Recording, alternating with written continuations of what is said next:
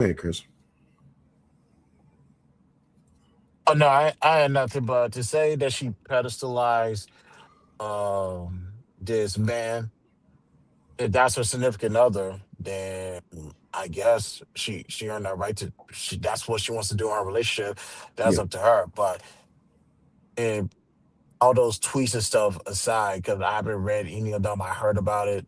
Mm-hmm. So we definitively say that she's with this man because he's white. We Gotcha. get to see that facts. Gotcha. Christian O something. Let these two black men be a testament to all black men that black women are not with the shits anymore. Okay. We're not caping or crying over men who don't give two shits about black women. And the fact that you guys expect us to, it's really what's fucking perplexing. Well, that's why y'all are getting the response that y'all are getting today about Ashlee Jenae, with black men saying that rest in preference. And I hate to say it, but again, this is why y'all get the response that y'all get. And like Keefe Ufa said in this comment on her video, you just proved his point. You literally just proved his point. Kevin laughed and took pleasure in telling some women that they will die alone, but he died before them all. I am shocked. Sister Almanize is in the building. What's going on, sister? What's happening? What's going on? Hold on, let me turn y'all off real quick. Uh-oh. Hey, hey, Almanize. Okay, sorry about that. Mm-hmm. Child, I need her to be quiet. I need her to shut the whole hell up. Cause first of all, okay, let me start from the beginning. I personally don't. I see Ashlee as a victim only because she lost her life. But again, the same with anybody who chooses the person who takes their life. Black, white, green, purple, neon orange, or whatever. You chose to be in a relationship with this person, they took your life. So that is really rest in preference. All Like, right. Now, okay, go ahead. My bad. let's be for real. But this chick, and let me say something about this Kevin Samuel situation. Um, Too many people don't know that the whole fit, feminine, friendly was more about a mindset than aesthetics. But see, this is what happened when you know what I'm saying, you watch a 5 minute clip versus the 5 hour show. You don't get the whole, you know what I'm saying, the whole Thank you. context. So fit, feminine, and friendly was more about your mindset than your aesthetics. So I don't understand why that bothers people. I really don't. I think it bothers people because Sincere says that's a lie. What's a lie? Again, I am just a host. I am not a panelist. If you want to come up, the link is pinned. Is the link work? Crystal J, you click the link at the top, right? It's pinned to the bottom. Yes. Okay, just And want to make sure also that and link is also on the vertical string, you can pin that too at the bottom. okay. Let me go ahead and pin it. Yep, it's pinned. The link is pinned. I think it's pinned. Is it working? But Uh, also but also we're asking people to come on live HD 4K TV to substantiate the point. Good luck with that. mm. Oh my gosh, you says no, dear. See, this is where are not being honest. The women that's talking Kevin would give her a one. He would never date her ever. We need to be honest about that. That's what I'm saying. Brittany B Well, says, yeah, that is a lie. I Sincere says mean, well, Kevin I would mean, literally basically, we be basing. Okay, you got two sets of people. You got the first group of people who, okay, would give her a one strictly based on how she's looking, which means you're shallow and you that conversation was above you in the first place. Then you got the second group of people that's gonna actually listen to what's coming out her mouth, like I'm doing. So she would get disqualified from everybody I know simply on what's coming out her mouth, whether they ever saw her or not. So mm, again, fit, feminine, and friendly is more of a mindset because if that's what's in your mind, that's what you're gonna project. That's mm. all I'm saying. Yeah, Sincere says, I'm sorry, that can't be sincere. Syncria says Kevin would literally ask dress size and rate yourself. Brittany says it can't be a mindset if you ask in dress size. You know what I'm saying? It would be a mindset for the person that he's asking. Mhm. But again, let's keep in mind he was an image consultant, and y'all coming on wanting the image consultant to give you relationship advice. Mm. Again, how you show up in the world starts with your mindset, because your mind is going to determine what the rest of you is doing. Sankria says, Will, she is lying and you know it. Again, I am a host, not a panelist. I'm here to just keep the conversation alive. If you want to come up and you want to Right. If go you ain't gonna against her come up here, words, then you shut the get hell right. up. Okay. How about that? Well, hold on. Everybody's allowed to have their They opinion. can. They really can. But we done said come up 16 times. So if you're not coming, keep your comments to the minimum. I made that clear early in the beginning of this. People, Jesus Christ. And also real quick, I've always said this: if you don't know who Kevin's audience is and who he's talking to when he delivers certain message, you're gonna think he's talking to you. And I keep telling people he is not talking to you. Exactly. So please sit down and enjoy the show. Hey there, darling. So I want to play this video. I guess this is one of the women who celebrated the death.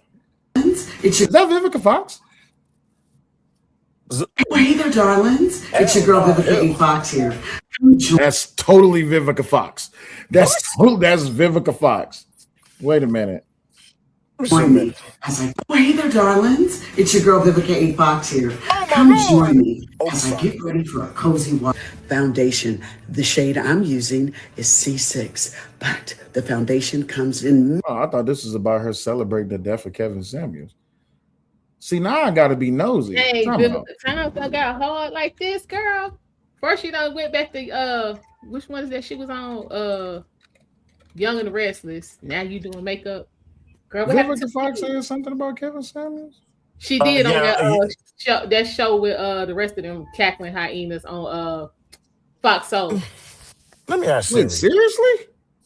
Yeah, they a show about it. Is he kidding me? Healing, healthy. This man was a hypocrite. In my honest opinion, he really was. I didn't find anything about him to be healing. He insulted African-American women on a consistent basis. No, African-American. Wow. Oh, yeah. She was talking shit about Kevin? Yeah, they all were. And yeah. See, now I got to go look this up. Yeah, it was a Fox show. I forgot something, whatever it was called. They all was speaking. Let me not say speaking ill will. They was throwing salt on the wound. I'll say that, and it's like they back and wait. I know y'all motherfucking lie. Hold on. No, that's just a call-in show. Is there an actual clip of it? Y'all said it was on Fox Soul? Yeah, Fox Soul. Don't tell me that. I mean, they disbanded Fox Soul, I think, but them clips should still be up. Because like right after that, Umar came on and they talked about it a little bit on there too.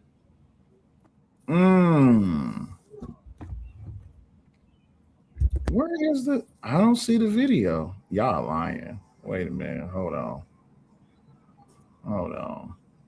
Wait. Hold on. Y'all not lying. Hold on. Vivica A. Fox done shook all of the misogynistic men out of the tree. Let's talk about what she had to say in regards to Kevin Samuels. Let's go. Ciao.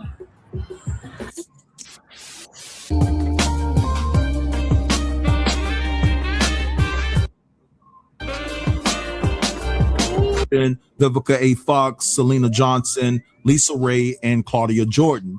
And so basically, Marlon Wayans posted this message on Instagram. Love him or hate him, he spoke his truth. We can view truth as hate, but sometimes his bold medicine didn't taste so sweet. And if you hate it, why tune in? Why call in? Because healing comes in many forms. His was some nasty, ass-tasting medicine. He continued with, there's no right and wrong in this love. There's just discovery. And thank you for those you healed. And we forgive you if there are any damages because we know your intentions were to heal. Ladies, what are your thoughts on Marlon's post? And were you shocked when you heard about Kevin Samuels' death? Vivica, let's start with you because you seem to be having quite a reaction to this. Well, me and Lisa Ray both had the whole side eye. Like, what the hell? Is he kidding me? Healing? healthy. Wait, Lisa Ray was talking shit too? That all four of them manless heifers was talking trash. I don't know if Selena Johnson said anything negative. I don't think Selena Johnson said anything negative. I will shoot her some bell. It's been a while. All three of them, yeah. He was behind the amen too. This man was a hypocrite. In my honest opinion, he really was. I didn't find anything about him to be healing. He insulted African-American women on a consistent basis. One of his last statements that he said was that if you're over 38 and you haven't married or something like that, that you're no good and disposable. To me, he was a shock jock. And, you know, I hope this is teaching folks a lesson about the karma that you put out, the negativity that you put out in the world, that when karma comes knocking at your door, she might not be so kind. So, you know, the fact that he over real quick and was supposedly with a woman that we don't yet know the nationality. Rest in peace. Well, and it's funny how when she said about karma, it hit all three of them. His passing. Funny how life works. You know, this is where the conversation for a lot of people becomes a gender war thing. And I don't want to make the conversation a gender war thing. I'm just going to say this. If you can call it karma because Kevin died and what he was saying about black women, is it karma because Ashlee died and she chose a white man? It's just a question. I'm not trying to start an argument. It's just a question. Well, I mean, we're going to use that logic, then absolutely. No. So this whole divestment movement, this whole getting away from black men because black men are dangerous, it's karmic justice or comedic justice, however it is that they call it, that they are choosing this way. Let me get to a few of these chats unless y'all have something y'all wanted to say. I have a question. And sure. I mean, this is for everybody, you know, both you gentlemen and everybody, you know what I'm saying, in the chat. Because I haven't had, you know what I'm saying, the experience of, you know what I'm saying, a black man causing me any kind of, you know what I'm saying, harm, you know what I'm saying, or anything of that nature. So I'm just trying to figure out, like, in you guys' anecdotal experience, these women who decide they want to become divestors, if you know any, did something happen to them? Or they, I mean, like something really, really happened to them? Or they just don't know what they're doing and don't want to make a change, so I'm just going to blame it on the black man to go to the white man? Based off of my personal experience, it's always something there. It was always something there that caused them to divest. And the way I see it is, you are with somebody based off of something that's unhealed, and you think going somewhere else is going to heal the problem. So that's just something that they have to battle. Now, you're generally with somebody of a different ethnicity because you generally want that person. I'm all for it. But let's say you Asian and you decide to be with me. You're only with me because you hate the Asian man. I'm gonna feel a way about that. Yeah. Okay. Because that's my thing. And I mean, I've, you know, grown up in a diverse, you know what I'm saying, bubble, so to speak. Like, I've been around everybody. But I don't really understand how you can love something you don't understand. I mean, even though, you know what I'm saying, I have white friends, I have Asian friends, you know, I have, you know, Russian friends or whatever. And, you know, we go out, go to the same places and all that. But when we all go in the house, we're all moving different. We all have our own family dynamics. So if that's not you, how can you love somebody and not understand that? Well, I like to refer back to an old talking point that Christopher J said, is that people love to sleep with the things that they hate the most. Typically, that's how that works. I want to get to a few of these chats right quick, though. Oh my God, as you says, I'm not going to sit up here and act like red pill was good. The red pill ruined a lot of people's lives. I would disagree with you on that. I would say I wouldn't say that red pill ruined anyone's lives. I would say that people chose to learn what red pill was, and then they became extremists. That's why you have red pill rage. I don't even think that's what it was. I think the red pill rage came from the grifters. There's people who really, you know what I'm saying, understand red pill and have experienced red pill. They, first thing, you don't really even see any of them. So what you got now is, you know what I'm saying, the grifters coming on, taking their little snippets from here, there, and everywhere, and running it all together. Oh, it's women's fault, and you need to do this, and make your woman do that. Those are the ones who, you know what I'm saying, out here got people messed up. But them people was messed up before they gravitated to the red pill rage, you know what I'm saying, phenomenon. So we can't blame red pill, because red pill actual red pill shows up in all kinds of places, even back to the Bible. So we can't say it's the red pill grifters who got people out here messed up. Gotcha. All right. Crystal J, did you want to comment, or do we can move on? No, we can move on. She's entitled to her opinion. Yeah. We can move on. I would say, Almond, that anytime people feels any type of validation or any type of elevation, you're gonna have people who is going to blame whatever movement that they went into. They're gonna blame it on that movement, right? I've always I come from the MGTOW space. I've never said that MGTOW is the reason why dudes is the way this is. I've said that there have been people who have come into the space who have pretty much like with even within religion, people pick and choose what they want to use so they can justify their own initial behaviors. That's the way I look at it. So yeah, I wouldn't blame it on red pill. Brittany says, I was never worried about what Kevin said. I've proven all these talking points wrong in real life. So these conversations were always just fun. Yep, I hit the wall, not come here. and there was actually one time on Kevin, it was on it was his iDreams show.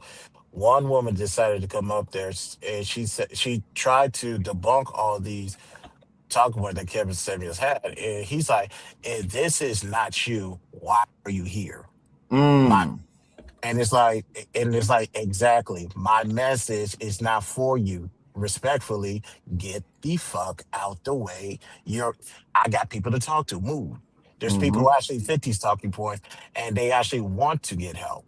So it's like I never understood why people try to insert themselves in business that doesn't mind them. Well, I think that's because people was paying attention to the person and not to the message. They were too focused on the person and not the mission. Exactly. Yeah. Ever since the day Angry Man said that shit, I've been using it every day. So shout out to Angry Man. Oh my guys, you say it's the same thing with Charlie Kirk. People sitting up here talking about this mug was assassinated. He was not assassinated. He was trying to start a race war. There's a lot of lies. How was he not assassinated when we all saw it? I'm just confused. I'm confused as well. Shout out to Coach Ferg in the building. Coach Ferg says these pills have empowered the black women the most. I don't know about that now. Coach Ferg, you're gonna have to explain that one, big homie. I'm gonna need some understanding on that one. Yeah, I'm interested to understand that one as well. Absolutely. Shout out to my brother Omni. What's going on, Omni? What's going on, everybody? How y'all doing? Hey, welcome to Weekend at Willies. Pull up a chair. What you got? Absolutely, man. Listen, this situation with this girl is unfortunate. Yeah, Ashlee is unfortunate, but you know, I think it exposes a lot of things. Y'all were just talking about red pill and whatnot. I even know when I was first coming across, quote unquote, I used to call it male improvement content. You know what I'm saying? Like self-help content, that sort of thing. I didn't even know that it had that terminology to it. Because if there, like, I'd say the first red pill-ish content creator I came across that I could call red pill was Steph is Cold. Okay. If anybody know who Steph is Cold is. A little bit. He was hilarious. He was hilarious to me. So, you know what I'm saying, kept me engaged for a little bit, got a good workout routine going, and that was pretty much it for me. But before that, I actually encountered Tommy Sotomayor before that, but, you know what I'm saying, I thought he was just reporting on the news. It didn't really seem like anything self-help or anything like that. So, you know, the narratives that get twisted around manosphere, red pill, and all of this, I think people are forgetting that in the grand scheme of things, that a good chunk of that audience Mhm. are really men seeking to better themselves. Absolutely. Mhm. I want to get to this comment right here. Moneyboy Trey says grifters were the extremists. My question would be, who were the grifters? Because there's been a lot of allegations thrown around about certain content creators, and actually, I highlighted one of the comments in the chat. I'm sorry. OMG's you says who was grifting? People said Kevin was grifting. Red pill rage is a real thing. It came from the red pill itself. Angry Man Show is not grifting. He is your average red pill content creator. Yeah. So who are the What? grifters? I'm Hold trying. on. Yeah, I'm trying to understand who are the grifters.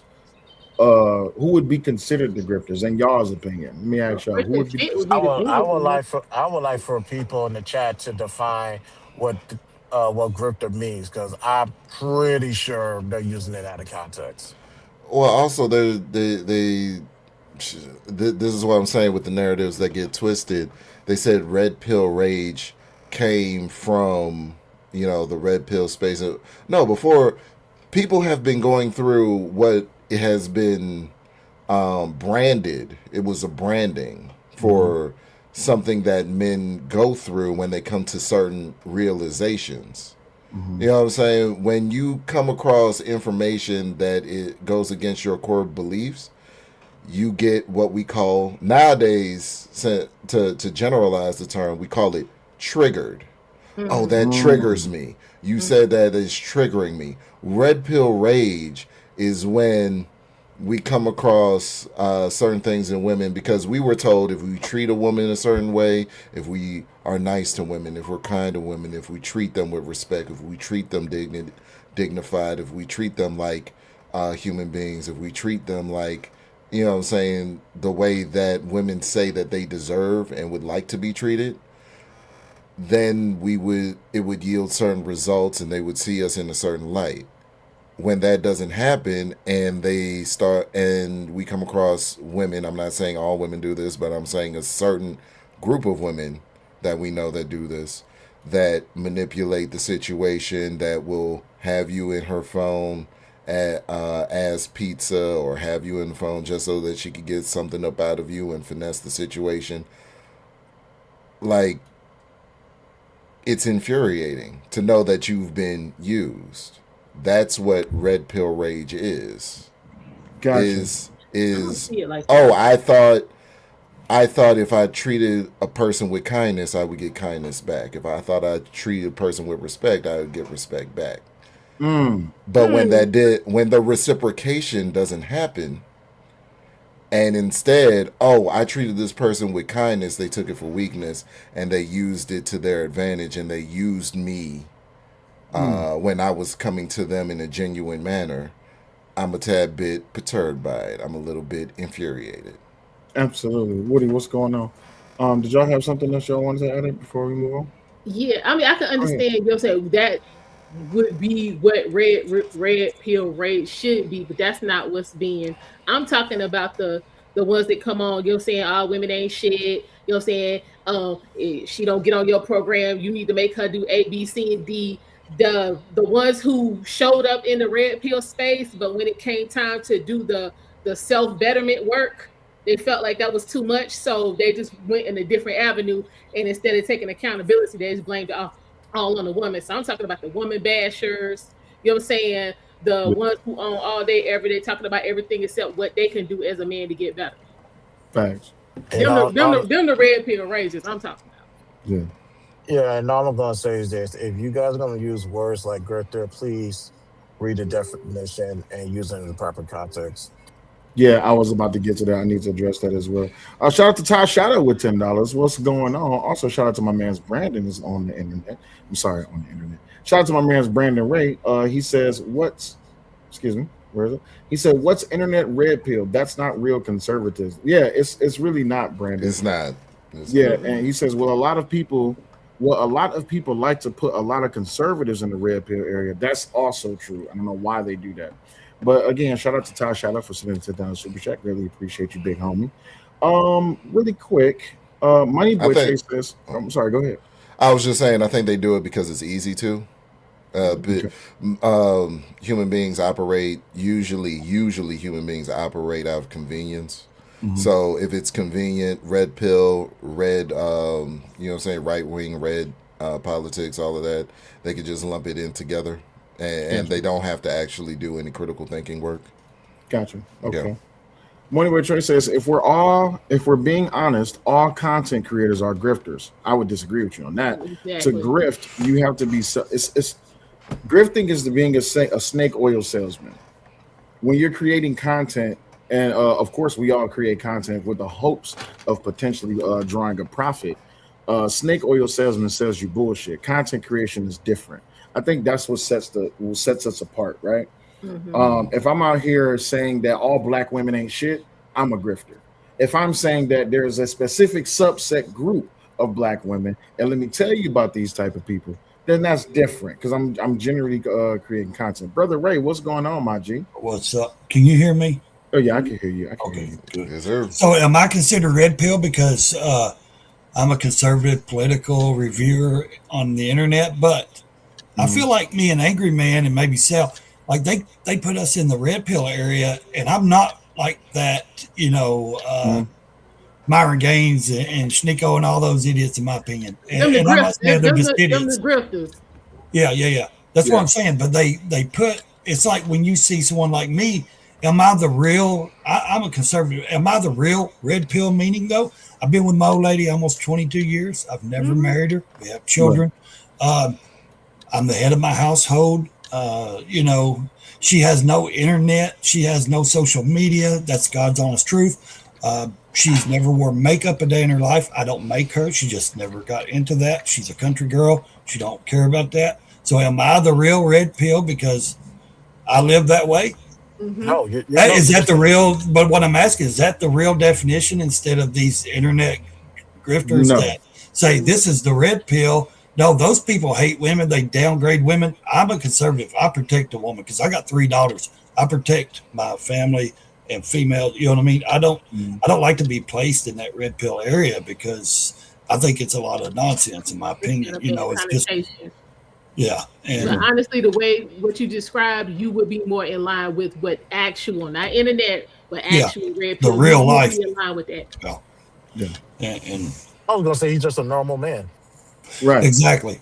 Well, I think that's what red That's pill is kind of dealing what with. red pill is being a man. But they've turned it into this. Everybody sees us as, we downgrade women, we do this because we can all admit social media has taken over like a storm on every platform. And when you hear red pill or conservative red pill men, what do you think of? Myron Gaines, Sneeko, all these internet grifters that, and then it's like they label us and put us in these categories, which I hate that shit. I hate being called influence, any of that stuff. I'm just Ray. Just call me Ray. You know what I mean? That's it. And it kind of irritates me a little bit because they put us in these categories, and I'm like, man, I don't have anything against those guys. I'm not in that category. I don't want to be in that category because I don't treat women like that. I don't downgrade them. I don't talk to them like that. They don't have to go through these steps, not with me. And I've been with the same woman 22 years, and I'm still seeing if she's loyal enough to marry, I mean, I ain't married her yet. So. Gotcha. So we do better not being married. Let me read a few of these right quick. My bad, Money Boy Trey, for being caught up in the back chat. I'm sorry, not back chat, but I was late in the chat, so let me get caught up. Lauren says, I frequent red pill spaces, and a lot of it's about self-improvement and advice for men. That's what red pill is. That's what it should be. That's what it is. A staunch representative. I know a few. Mr. Fantastic, he's red pill. Angry Man is red pill. Would I say that BGS is red pill? I would say no. He kind of teetering. Yeah, BGS is kind of teetering. Obsidian, he teetering. Definitely teetering too. Yeah, definitely teetering. Was Kevin red pill? No, I don't think Kevin was red pill. When you look at a multitude of other content creators like Minister Jap, was Minister Jap red pill? In my opinion, yes. Minister Jap was and definitely be red pill. I think he was red pill that became extremist. Yeah, he's teetering because he's in the rage Yeah. category for me. Right. So then when you talk about Fresh and Fit, Sneeko, and all these other guys that come from like the manosphere rage side of it, that's not red pill. That's just them really Rage. just taking it to the extreme. That's like the Andrew Tates. You see what I'm saying? Yeah. That's what be what that was. Let me get caught up in the other comments. Shiesty Bum says red pill men are losers. I always find you commenting on red pill men's content. That's crazy. She loves hanging out with us conservative red pills, though, huh? Hey. I mean, Shiesty says like 99.99% of men are losers. So it's. I mean, but she hangs around Sharon. Anyway, Mr. Killjoy says terms like red pill, black pill are and all that are used by less educated people who want to sound informed. Huh? You okay? I appreciate your comment. Thank you. What else we got here? If Ray says he didn't marry her because he didn't want the state involved or she's not feminine enough, then he's internet red pill. Other than that, Ray is your normal black couple. Absolutely. Brandon is in the bloody hell's intimate red pill. Internet red pill. Well, Red pill rage nonsense we looking at. Half these people we just named. Yeah, but it's like you know what I'm saying, to make the delineation that there is an off internet red. I didn't hear the term red pill. Two places, the Matrix and the internet. Those are the only places I've heard red pill. Yeah. Absolutely. You know what I'm saying? And I never heard it. Sorry. Oh, sorry, go ahead. I never heard it until I started streaming like 5.5 years ago. I never heard it. Yeah, I mean, like in real life, outside of the internet, where this is actually, you know what I'm saying, practice, it's not called red pill, blue pill, green pill, all of that. You either a man or you not. It's real simple. Well, a lot of people always like to bring it back to someone like Tommy Sotomayor, right? Tommy was not red pill. I don't think Tommy ever was to red pill. Tommy is just Tommy. And that's always been the way that I view Tommy. Also, shout out to LA Project. She says together for 15 years and not married. Why not? 22 years. Y'all been together for 22 years. Y'all not married? Yep. And it had nothing to do with legal systems, none of that. We just never did. We felt like our relationship was good, and it still is. So understandable. William Bolden says, what about Coach Greg Adams? Do I think Coach Greg Adams is red pill? No. Coach Greg Coach is pro-education. He's not against marriage. He's just like, go into anything that you do as a man with the most information you can get your hands on and use that information to make the best decision. That is Coach. Right there. Yep. And that's really what gravitated me to some content creators, because I grew up primarily around women, mother, sister, cousins, aunties, and there was just the way that I saw things and the way that they see things. There were anachronisms. There were logical differences between the way that I see things and the way that they see things. I always wondered what that was about. And so what I mean, when I started seeing Coach Greg Adams and other content creators who like, oh no, they're doing this because this, da da da. It's just like, what I mean? There was an author back in the day that wrote a book called Men Are From Mars, Women Are From Venus. Yeah. It's just noticing the differences between how men and women operate. Absolutely. Shout out to Super Dad Oz with the 99-cent super sticker. Greatly appreciate you. Alpha Omega says, I believe Adam spreads lies and misinformation. He's anti-marriage liar who will be in hell after he dies. I don't think that was the question. Wow. I think the question is whether or not if Coach Greg Adams is red pill or not. But I appreciate your perspective on Coach Greg Adams. That's kind of crazy. But with that, so like I brought up that book to make a point. Would that man be considered a red pillar or a manosphere? Coach Greg Adams? No. The I need to look up the Alpha Omega. The name of the author. The author of the book. Men Are From Mars, Women Are From Venus. I would say that the author of the book pretty much gave perspective on, like, the black woman that wrote the story of the Matrix, right? Right, I yes, think I think absolutely. that book set the premise for the Matrix. And Yeah. would I say that men are from Mars, women are from Venus is a red pill book? No, I would say that it's more so a peer into the reality that's getting away from the delusion, but still not going in a direction of being red pill, because red pill is going all the way into the reality and getting away from the illusion, the delusion. Yeah, that's the way I would explain it. Who else we got up in here? Again, if y'all like to join the show, you can click the link. Just please make sure you have your camera on if possible, and please make sure you follow YouTube terms of services. Elliot Project says, I suggest you focus your mate, not men/women in general. Why let someone else tell you how your relationship should go? Because these Facts. people can't think. That's the problem. These folks today don't know how to think. Attention span is 8 seconds. So I mean, if you can't focus on something for more than 8 seconds, how you gonna focus on the whole relationship? That's what's wrong. Plus, if Facts. you listen to advice somebody else gave you and it doesn't work, you don't Mhm. have to say it was my fault. You could say they told me to do this. Super Dad says, is there another way other than StreamYards? Give me props. If you're using iPhone, download the StreamYard app and then join that way. It'll work that way. Yeah, there's a guest app that you can join. You can download. It's a guest app, StreamYard. Yeah, Yeah. Now, it makes it easy. back to Lauren's comment. To the LA Like Project or LA Lauren? Project. Okay. I think let someone else tell you. Yeah, I don't think someone else should dictate what goes on in your relationship. But I think taking samples and examples of other relationship models, I don't see the harm in that.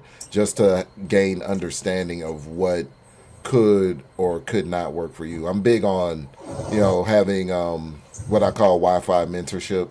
It's basically, no human being is perfect and no two human beings are alike.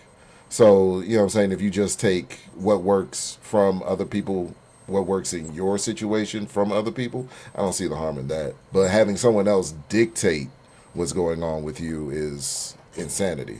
I agree with her there.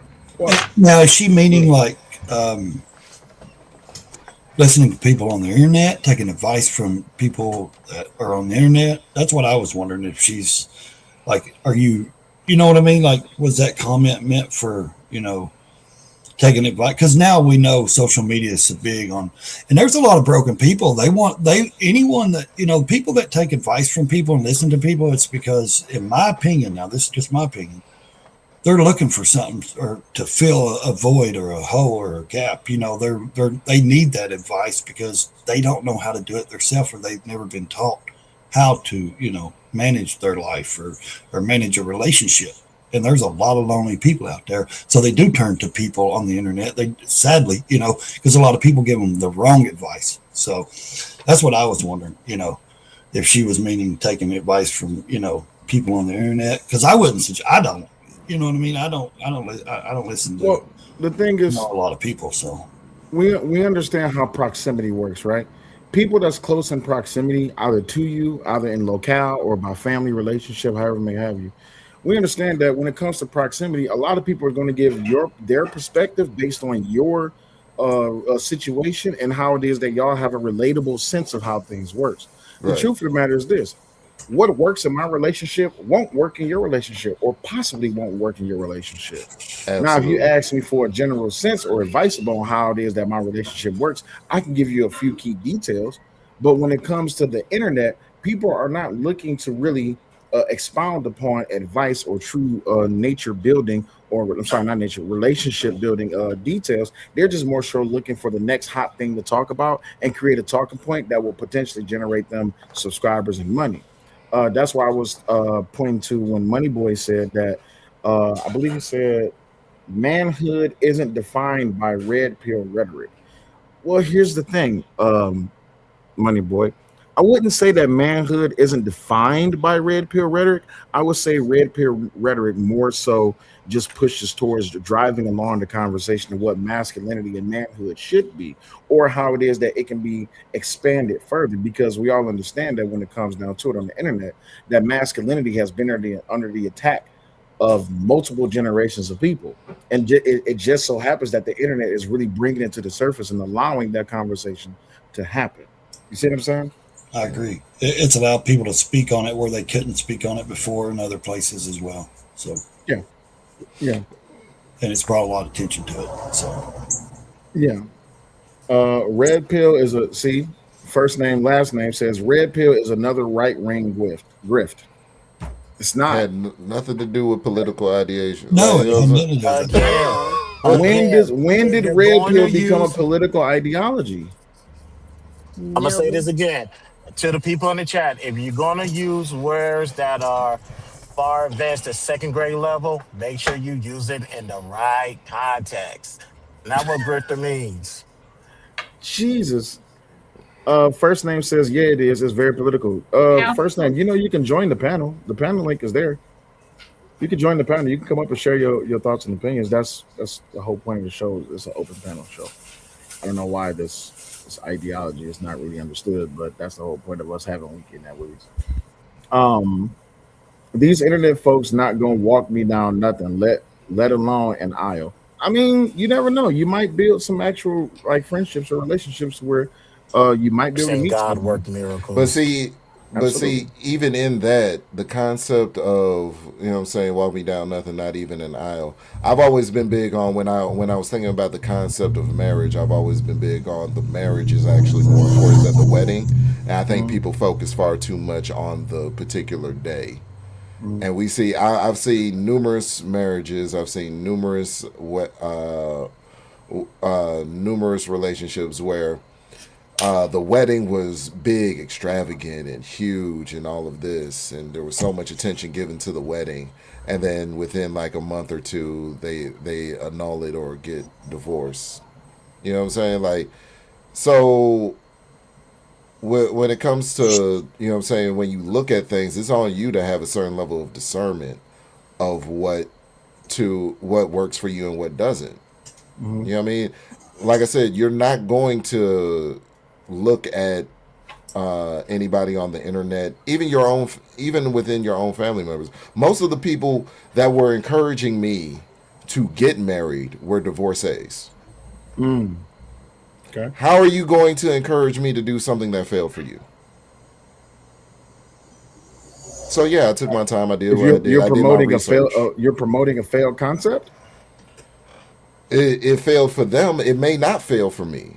But I believe that I needed to see examples in which I saw marriage be successful in order to emulate that success, or at least get off on the best foot, have a better solid footing in marriage, so that I know somewhat of what I'm doing. Because people, and the divorcees that told me to get married, it was just like, oh, God won't bless a mess, and it's just very vague language. It's nothing concrete. It's nothing structural. It's just, oh, you should get married because. But nothing, My bad. Go ahead. No, there's nothing of the concept of the man, the wife. The man goes out, takes care of business. The wife tends to the home while the man is doing his best in the world to wrestle with the burdens of society. You know what I'm saying? That he's supposed to be protecting his family from as best as he's able to. None of that advice was ever given to me. But I had to see examples of that. I had to go to the internet. I had to do my research.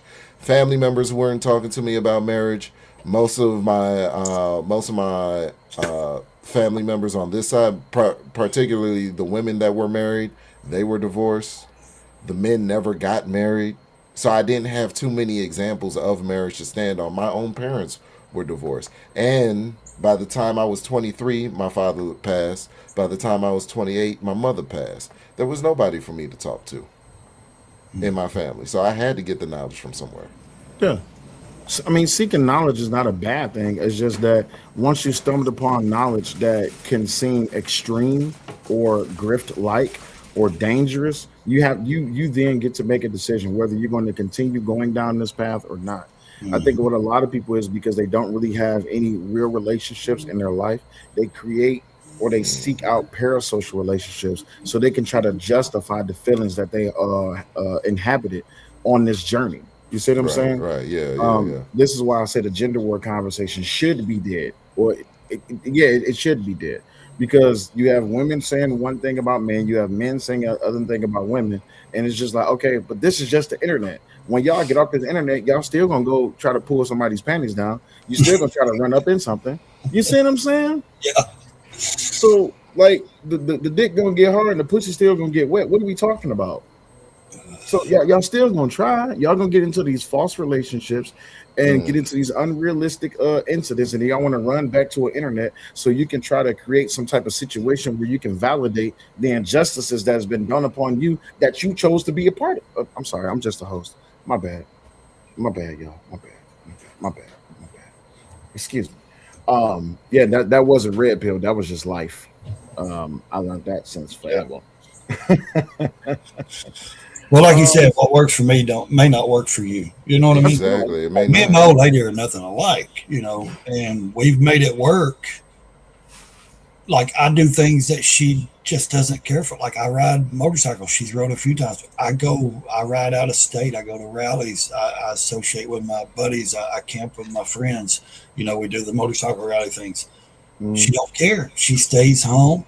And she prefers to do things with her daughters, you know, or she'll go take her daughters to a concert or something. You know, we do opposite things a lot of times. You know, that's how, you know, and I'm not going to say we haven't had certain times and not hard times. It's not perfect, of course, but you know, I like for instance, somebody was asking how did I do it? How did I make it work? What's a good advice, man? The good advice is know when you need to step out the door, take a breath. You know, I know when when she or me's at a bowling point with each other over some silly issue. You just got to create some space. On my motorcycle, man. I go and leave and take a 2 or 3 hour ride. You know, that's therapy for me.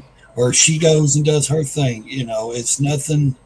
It's not, and I'm not talking about like we go see other people. We don't do that. That's not what I'm talking about. It's a give and take relationship. You know.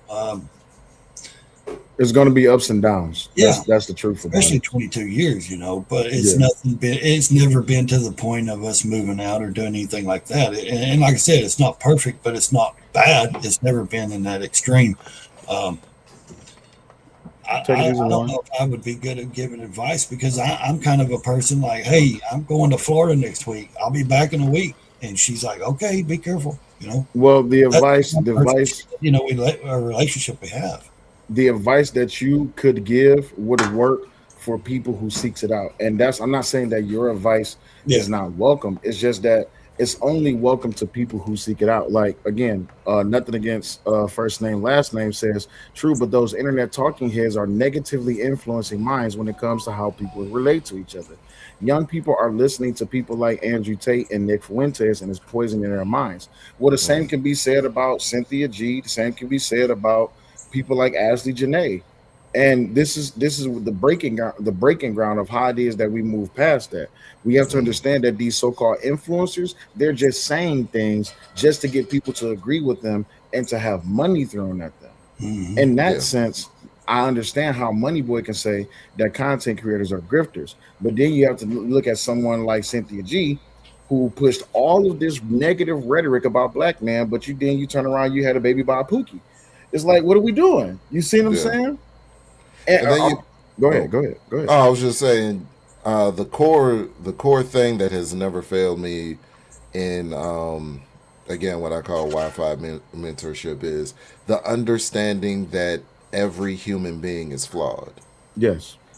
Right. So you only take the bits from them that they excel in, the areas that they excel in. I was saying this the other day. I forget whose panel I was on. I think it was Drip. Shout out to Drip. I was saying, I know this guy. He was a great dentist, but in his personal life, he made terrible decisions. Lost his house, dealing with hookers, drugs, and the whole nine. But he was a great dentist. You know what I'm saying? So, like, people have things that they are talented at, things that they have expertise in. You know what I mean? A homeless man on the street could tell me how he lost a house. It would be a nugget to me because, I know not to do what you just did to lose your house. Yeah. See what I'm saying? Like, you can learn from anyone. Does anybody want to react to this?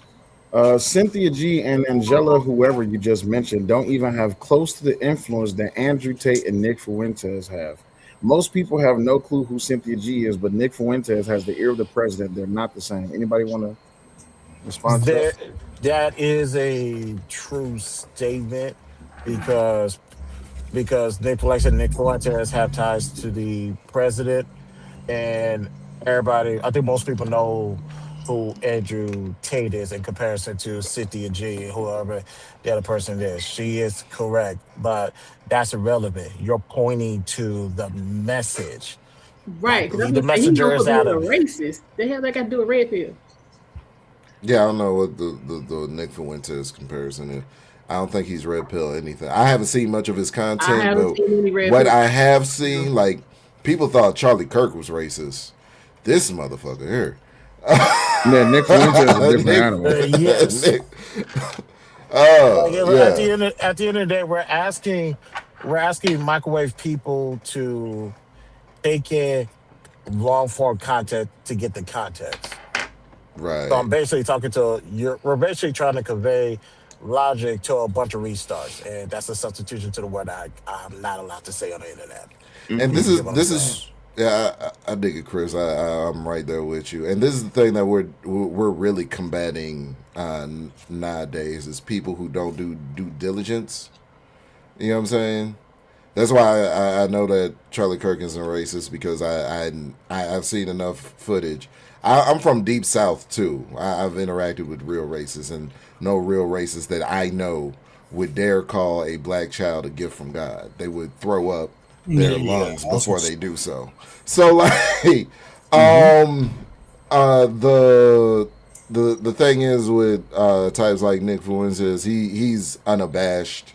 That's what I'm really used to when it comes to racism is people like Nick Fuentes who are unabashed and say, "Yeah, I'm a racist. I'm white supremacist. All of that, the whole Wow. nine." You know what I mean? OMG, it So is you says Charlie Kirk was absolutely a racist. He was a recruiter for the KKK, and the fact that you said he wasn't racist is crazy. You are definitely delusional. Okay, yeah, where's he was recruited for the KKK? I'm gonna need That to must see be the that. Democrat Party then. that's what I'm saying. Like, Charlie yeah, Kirk was a recruiter for the KKK. yeah, No, yeah. No. I'm learning things here. What's going on, Naomi? Liberals will say whatever. Like that lady on CNN that said that Donald Trump called for the death of the Yeah. Democratic Party. Like they will say whatever. They take the 10-second clip CNN pushes and then says, this or that. Or the internet says, I don't get it. It's crazy. My bad, y'all. I just came to my phone for a quick second. Coach Bird, go ahead. Take it over, big dog. He was recruiting for for the KKK is crazy. That don't make a lick of sense. It doesn't. It How you doesn't. doing?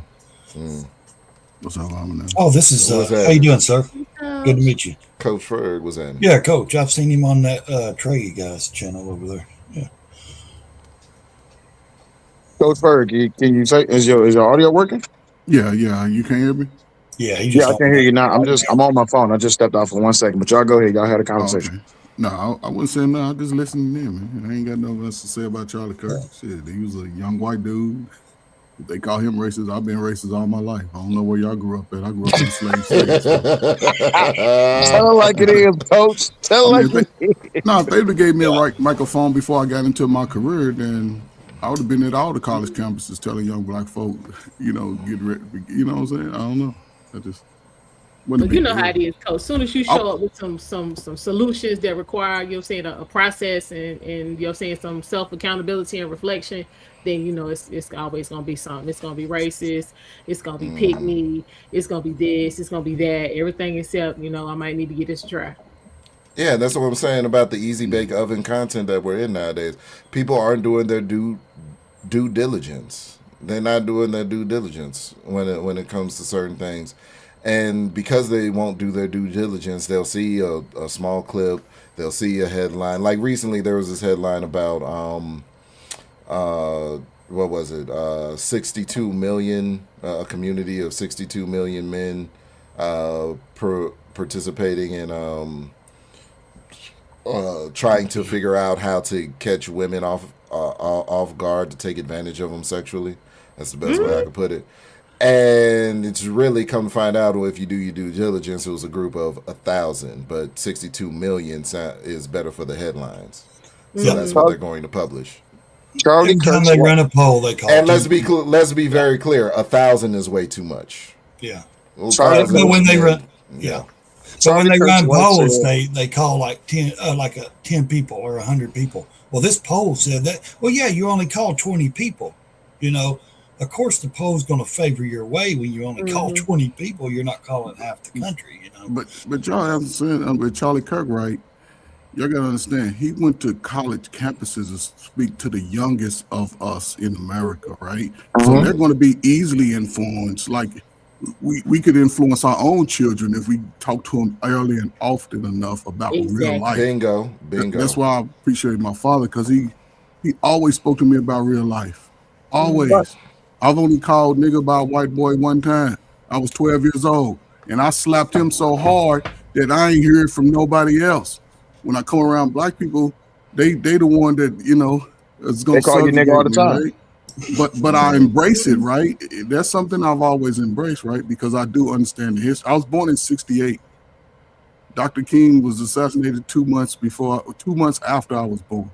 My family, you know what I'm saying? All I saw was marriages, and you know, the oldest I saw was my grandmother and grandfathers, but they were darker than almond eyes. My granddaddy, bald-headed, just like me. My daddy's father was a light skin, and he was a pastor all my life. My daddy hated church, but my daddy worked all his life, took care of 5 daughters. None of them became baby mamas. I was probably the wildest one, but I did do things the right way. You know, and here I am 58 now, right? And I got a 23-year-old son that's driving trucks. I tell him, based off modern techniques of people, and this is why I say those pills sort of inspired sisters, right? It's been a lot of people, and COVID exposed it also, that didn't love who they were. They didn't love their own self. So you got somebody constantly telling you what you can or can't be. Some people gravitate to one side or the other. And if you keep, and it used to be a way, this is what we call reverse psychology in Gen X, right? Almanacs keep telling me I can't dunk. I can't touch the rim. The first thing we used to do is be like, okay, let me try it. And I'm going to show Almanacs that I can do it. Then it became, you know, once we, listen, Gen X, we the baby mama, baby daddy generation, right? Black and white folk during that time was kicking it. High schoolers, listen, I don't know where y'all went to school, but we was partying and they wasn't going around disrespecting being black at all. And everybody I knew, and even the dudes that was in the streets sort of respected black. They kept it sort of within their own lane. They didn't bring it to the families. And then when, again, y'all in y'all 40s, y'all my favorite generation, and I'll shut up. When that drug hit the street, remember, black man was already had to survive on his own. But when that drug started affecting black mothers, see, nobody addresses that. It's a lot of mothers who are affected because, say, you the big protector, big brother of the family. You no longer there because the streets got you. One way or the other. Y'all it was a lot of that being stripped right from up under y'all. So when y'all were born, y'all saw separation and fighting. I heard somebody say they was raised by a lot of mamas and sisters. Do you know how that affects your mind growing up 20 years? Then when you get out into the world and you realize, man, don't give a fuck about your feelings. Yeah. Facts. It draws a negative concept, right? It gives you a negative outlook on how things is. But my thing is this though, if you have to find influence on the internet rather than get it from your family and friends, like I'm not disagreeing with what LA Project said, that I would rather listen to my family and friends before I listen to someone on the internet. People on the internet who try to coerce you or convince you to believe to be into some position, these people don't have your best interest. And like even when it comes down on a political scale, like I was just reading through some of the chats and stuff like that, if y'all truly believe this about these people. I'm not here to convince you to think otherwise about these people. I'm more so just paying attention to the message that these people was pushing and how it is you're so invested into it. And we're talking about the political side of it. We're talking about the relationship side of it. We're talking about this and that and the other, but we're not talking about what we're actually here to talk about, which is that when it comes down to it, are these people victims or are they traitors? When it comes down to this, that's this whole ideal of divestment, this whole I don't know how we got to red pill, but this whole ideal of, oh, you should get away from this group that you were born into because they don't have the best interest for you. What are we doing? Right. I'm very appreciative that Coach Fur brought up Gen X, because the Gen X era was a very important era, it was a pivotal point within this country. Drugs. Yeah, but it's the drug era. Let's just be honest. And you now see on the internet people behaving in a way that they act back then when they was jonesing. People are foaming at the mouth because they're seeking some type of validation. They're seeking that high. Oh, I want to be right all the time. And this person said this, and I want to be in alignment with them. Something is wrong with that idea.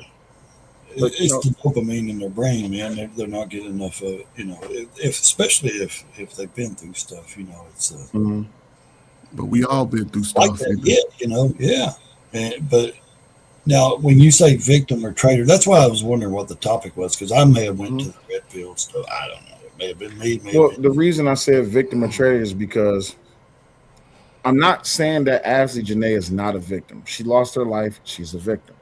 But when we hear these things from the divestment community about black women leaving black men, they don't call them traitors. They call them they say they celebrate them, they're elevated. But when black men leave black women, then they're traitors. Well, same thing goes with the political party. If you're not a part of the Democratic liberal mindset, then you're a traitor. You see what I'm saying? Yes, So agree. Then these people who are considered traitors, when they become victims, it's like, well, this just proved everything. It's just like, wait, this is a bad representation of what it is that you're preaching, because the people who participate in these things, once they become victims, that doesn't validate why they did what they did. It more so exposes that y'all was more so truly influenced in division and diversion and all of these different tactics that separates people, when all of this should be about bringing people together. Go ahead. Let me ask you this question, right? Because who calls you a traitor more? Poor black people or well-to-do black people? Poor black people. Okay. Definitely broke. That definitely broke black people behavior. So again, knowing that, right? Cool. Call me that, right? But if you in the midst of it, it ain't about being a traitor, because victims don't know a lot. They don't know a lot of information. About as far as they walk in their block, about as far as they go outside, that's all they know. But a traitor and this, I'm a psychology guy. I've been working with young, the worst population you can think of. If y'all ask me, I've worked with them, had to sit down and watch them cry. From the victim, the one that did the worst thing, to the ones that were the victim of the worst thing. Yeah. And this is part of my job that I did for 20-some years, and in one of the craziest places in the world, which is Chicago, South Side, West Side. That's why I love that whole dynamic. Right? But here we are. A trader, if you look at it from a flip side, a trader goes out into the world and brings a product and sells it and trades with Armanize and who's that? Omni. He even in the communication, the trading is the passing of the goods. And as a man, a black man, or even a regular, if your parents worked at a factory, black or white, Asian, you're a regular average American. Absolutely. That's where you go. Now it's your job to try to get above that level from that high school, factory. It's you as an individual, because you're supposed to exoner who you are as a person through God and fuck other people. But this is a time where now, see, we done talked through the history. A lot of people don't respect history. There's no greater subjugation than what happened to the slaves and ancestors up until the 60s. Y'all niggas had a fight all y'all life. Y'all ain't fed a dog. Y'all ain't slept outside. So all that victim shit, okay, cool. But far as individual, this is probably one of the greatest times for America for the regular average black men. If you don't take advantage of it after 28, when the Olympics is over, a lot of y'all, and this is where the women go have to choose a side. Now shut up. Reason why I say it's more empowering women, because women are believing that they can live in the world without a man. Right? So and this is where the catchy part is, because as you get older, you should get wiser as a man. Yeah, by the time you're 45, going on 50, anything breaking your house, you should be able to fix that shit. If not, you ain't looking at YouTube, you ain't learning, you a slow nigga. That's me. But with love, though. Your kids might be struggling too. But for women, as you get older, you want your life to be more easier as you get older, especially when you get that age, that maturity age, because a lot of people didn't wake up until 40, 38, 36. So it's crazy, yeah. It's a unique time for both parties. And this is why I think it's empower women, because it was a time where only a certain woman had a voice. Now they have a voice no matter what size, no matter mental state they are in. And it sort of muddies the water. It muddies the water for a woman really to looking to get better. And you know what I'm saying? Because those people in the way, even on the men's side, it's going to fare bad, man. I would say if y'all 40, by the next 20 years, y'all gonna watch that shit just fall apart. Because you're going to, the way they talking, especially young, marriageable, dateable age people are saying we're going to be separate forever. That means the kids going to be slower. They ain't gonna have no motivation to go out and be scientists, learn math, catch their. It's gonna be terrible. I'm just and if you got a child, wouldn't you want to see them just I'm be so better? sick and tired of y'all letting this old nigga talk. Listen, You the man the derailer. You look just as old as me, and you got daughters. Hold up, and you got daughters, nigga. So you tell me you gonna let 20 years. But what I'm saying is, you are in the future right now. You are. World 7. World War 7. Ain't gonna be no World War, man. And everybody gonna need to use YouTube to build their houses, and you better be getting the information now. Aliens gonna attack. Aren't y'all tired of this doom and gloom shit that these old dudes always talking about? They've been telling us that. They've been telling us the world gonna end. No, we ain't. No, we ain't. The last 100 years. Black man ain't never said that shit. No, 2013 supposed to been it. It's 2026. Ain't nobody talking about the world past that. I think it went through the 50s. It was like acid rain, global warming. Yeah, that was. Ain't nobody talking about the world every 10 years. I'm talking about the ability to survive as a society. That seems like people are giving up on that. Society. That's what I'm talking about. I like y'all think we gonna just forget how to survive? What? Because AI here? Y'all think AI is what made us forget? No. I've raised my daughters. It's funny because I keep. You know the funny part about this? It's still people out there building houses. It's still people out there doing plumbing. All this stuff that y'all act like we gonna just forget all of a sudden because I don't know why. It's crazy. Listen, I'm telling you. Old people been telling young people the world's gonna end and everything was better than it was. His parents told him that, and it's just a cycle. No, people keep telling my parents ain't never told me that. My parents told me to do exactly what you're doing. Go out and try to create and conquer as much as you can in the world before you live and lay down in this earth. So nobody's saying nothing about the world going in. Nobody. I'm saying, what makes you think people ain't gonna be able to do these basic things? Now, all of a sudden, what basic things are you talking about? Like you keep making it seem like we ain't gonna be able to do this and we ain't gonna be able to do that. And in 40 years, make that statement again. You say y'all 40-year-olds better really watch out because in 20 years you ain't gonna be able to do what? I ain't say that. It's gonna be the fact that most people. Nobody said that. At 40 years old, I'm speaking into 40-year-old. Most of them are not trying to be in a relationship. Most of them are not trying to build within the family. So you're gonna have to figure those things out on your own.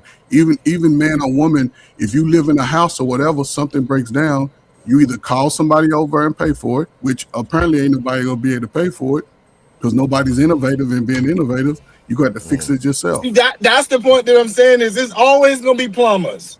I don't know why y'all think that plumbers gonna just stop being at call because I'm just telling y'all, like it's just crazy talk. So you're gonna have to pay $1,000 to get your plumbing fixed. No, you're not. You always gonna have somebody like Uncle Ferg that come do it for $100. No, not Uncle Ferg. I don't do nothing for free. I said $100. So you said free. I'll be all right. That's free today. That's free today. And it's Hold always up. gonna be When it comes to plumbing, somebody. either man, when it comes to plumbing, it should be a 24-year-old, a 34-year-old, not an old ass nigga like me. It's or a you. young dude. That's what I'm telling y'all. Like this, Not idea enough. that you can't get no young dude to come reseat a toilet. It's crazy. For $500, look it up right You should be able to now. reseat your own toilet. There's high schools begging to bring back the, those programs in schools because they cut them out. So Chicago because Rilla nobody says, was attending. yeah, nobody wants to work.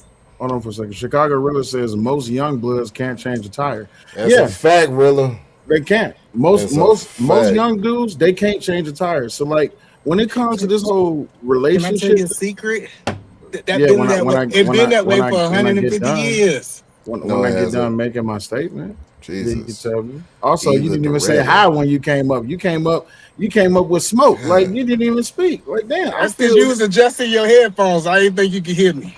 Okay, So, my bad. I appreciate that, man. let me see you say hi. Yeah. Hey, what's going on, Willie, man? How you man? doing? Why you got these old niggas just talking up here, Willie? I thought this supposed to be old Willie Wednesday, not old niggas Wednesday. This is weekend at Willies. You know, listen, all You you do is pull look up old a as chair. hell with your beard and mustache. You look I 60 know, man.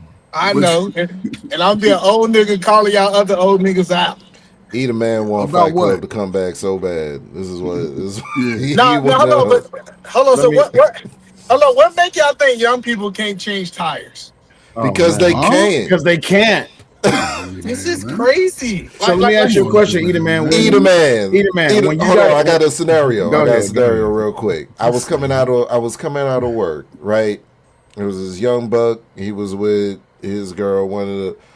Somebody that work in my area was like, "Oh, can you help them out? They need to jump their battery." He didn't know what the cables was. He didn't know what the cables do. He didn't know. He was about to put the black on the red. He was about to put the black on the positive charge and the positive on the negative. They didn't know. I'm telling you, they don't know how cars work. Hello, I'm trying to let you know it have always been stupid people in society.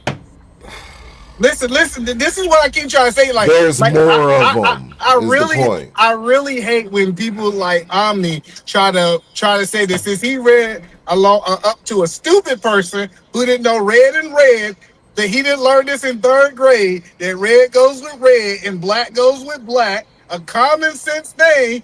You just saw a stupid person, and they ain't new. It's deeper than that. Look at the literacy rates in most states. And the literacy rate now is higher than it was in the past. No. So listen, hold on. This is actually a fact. If I go back right now, for 80 years, hold on. If I pull the literacy, hold on, I want to be clear. If I pull the literacy rate from 80 years ago to now, are y'all telling me that it went down? With black men, since we talking about black men. Yeah, you saying 80. You saying 80. A generation is 20 years. So try in the past 20 years. Tell me if it went up or down. I don't know. I ain't looked in 20, but this idea that you think the young people can't read now, right? More than the people in the past.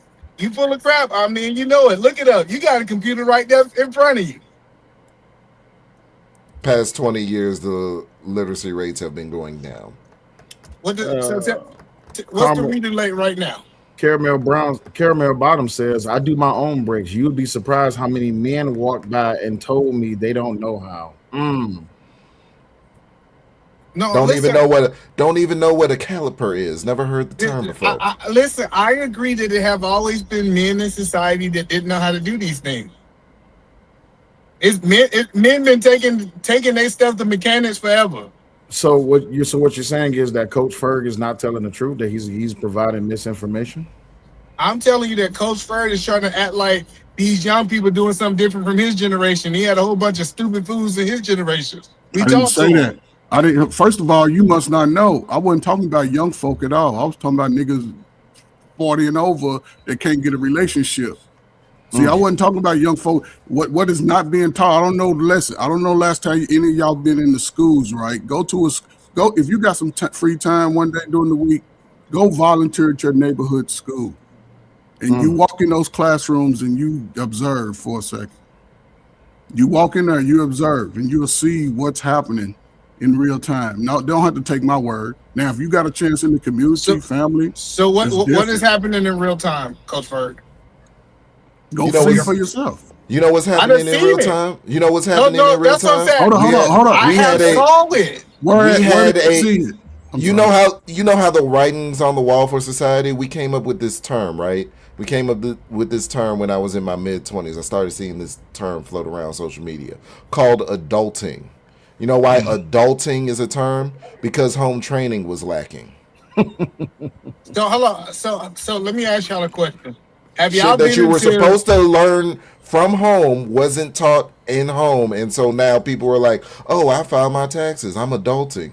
Oh, I'm able to wipe my butt front to back. I'm adulting." Have you been into a middle class black school within the last 5 years? Middle class. That's different. Yes. No. The reason I'm asking is because I'm telling you, if we would go back 100 years or 50 years, the poor people always act this way. Now, Coach Ferg want to act like they just start disrupting the school. If I was to go where middle class people are at, and I go into their school, Coach Ferg, are you telling me that I'm gonna see these things you see with the poor kids? No, nobody said that.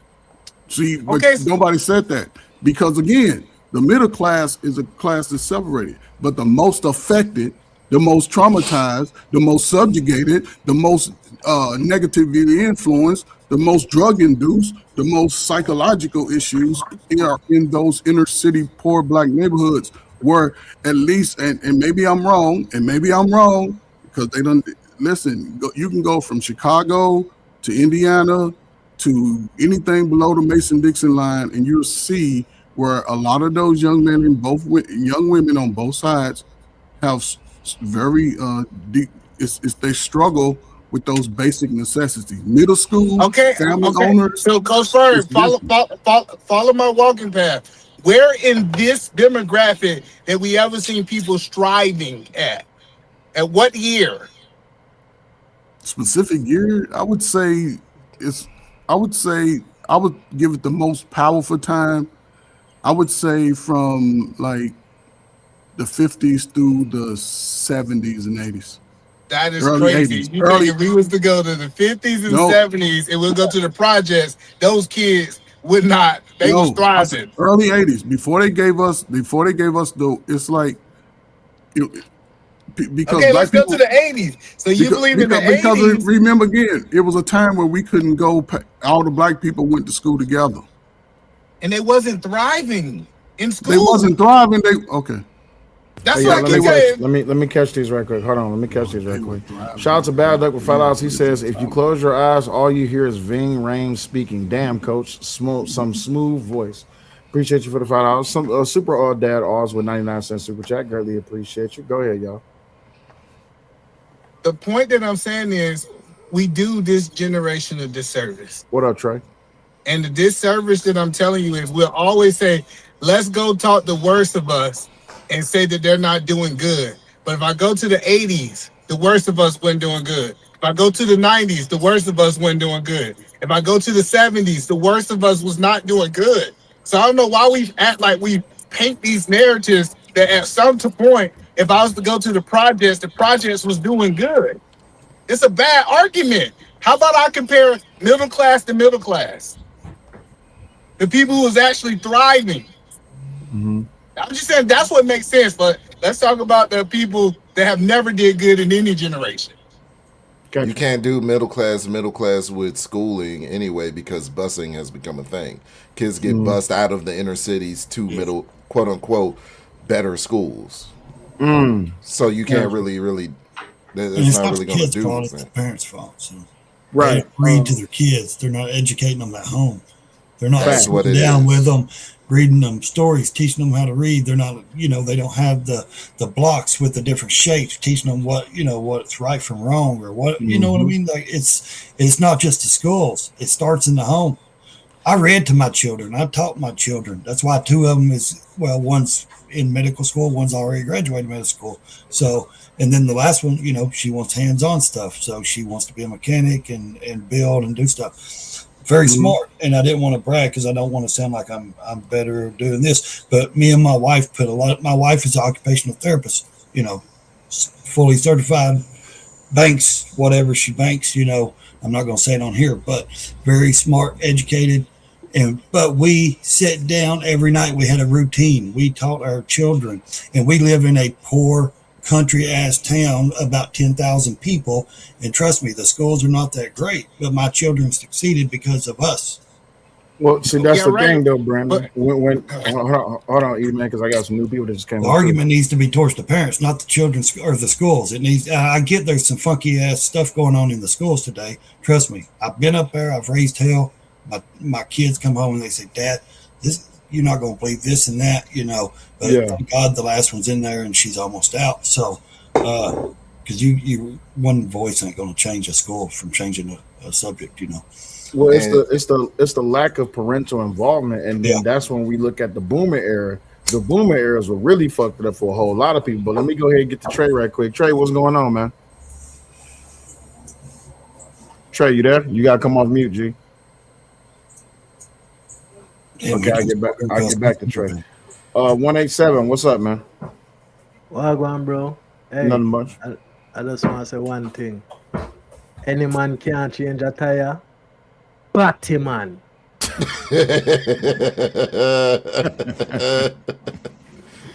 That's absolutely correct. Messi, what's going on in the chat? I appreciate you for being here. So this is what I really just want to point to, right? And Eden, man, I'm not saying that you're wrong, but I'm just talking about how in every generation there is a fact that you are going to have some stupid people. Let's just be honest. It just so happened in this generation, stupid is being promoted as right. And that's the biggest problem. When these people don't even have the ideal to be able to change a tire, that's what I believe that's what Coach Ferg was speaking to, and what Omni was speaking to, also Omni and Ray. The thing is, these people should have the basic know-withal to be able to do the smallest of things, but yet they come to the internet and they got all of these diverse talking points as if they're absolutely correct, and they don't know shit.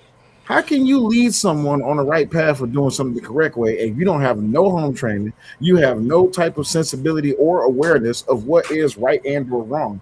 But just because you want to be right, you feel that you should be heard. And you know why stupidity is really promoted now? What's that? That's the point that I'm telling because, you. Is that, because a fool and their money is easily departed. The dumber that they can make you or allow you to be, the more that they can take advantage of you. So yeah, I could jack up the prices at the mechanic. I could jack up the prices at the dealership for you to have to come get your brake pads, for you to have to get a tire rotation, for you to have to get these services from me because you don't know how to do it yourself and you don't know that you should be able to change your tire yourself. You come into me and I jack up the prices on you. I'm able to take advantage. It allows a point in engineering we call points of failure. So it allows there to be a point of failure on your end that allows me to capitalize on your mistake. Correct. That's why it's promoted now, so I can extract resources from you and line my pockets.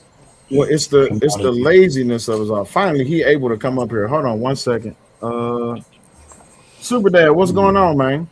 Man, it took me so long to get into this studio. You moving around. You trying. What's up? This is a good conversation, man. This is an excellent conversation. I appreciate you. What you got to add? And Will, I'm here just FYI, my bad. Okay, no problem. I got you. About the Super Dad, hold on, Super Dad. Do me one favor. If you can shift your camera over a bit, we don't need your children on the camera.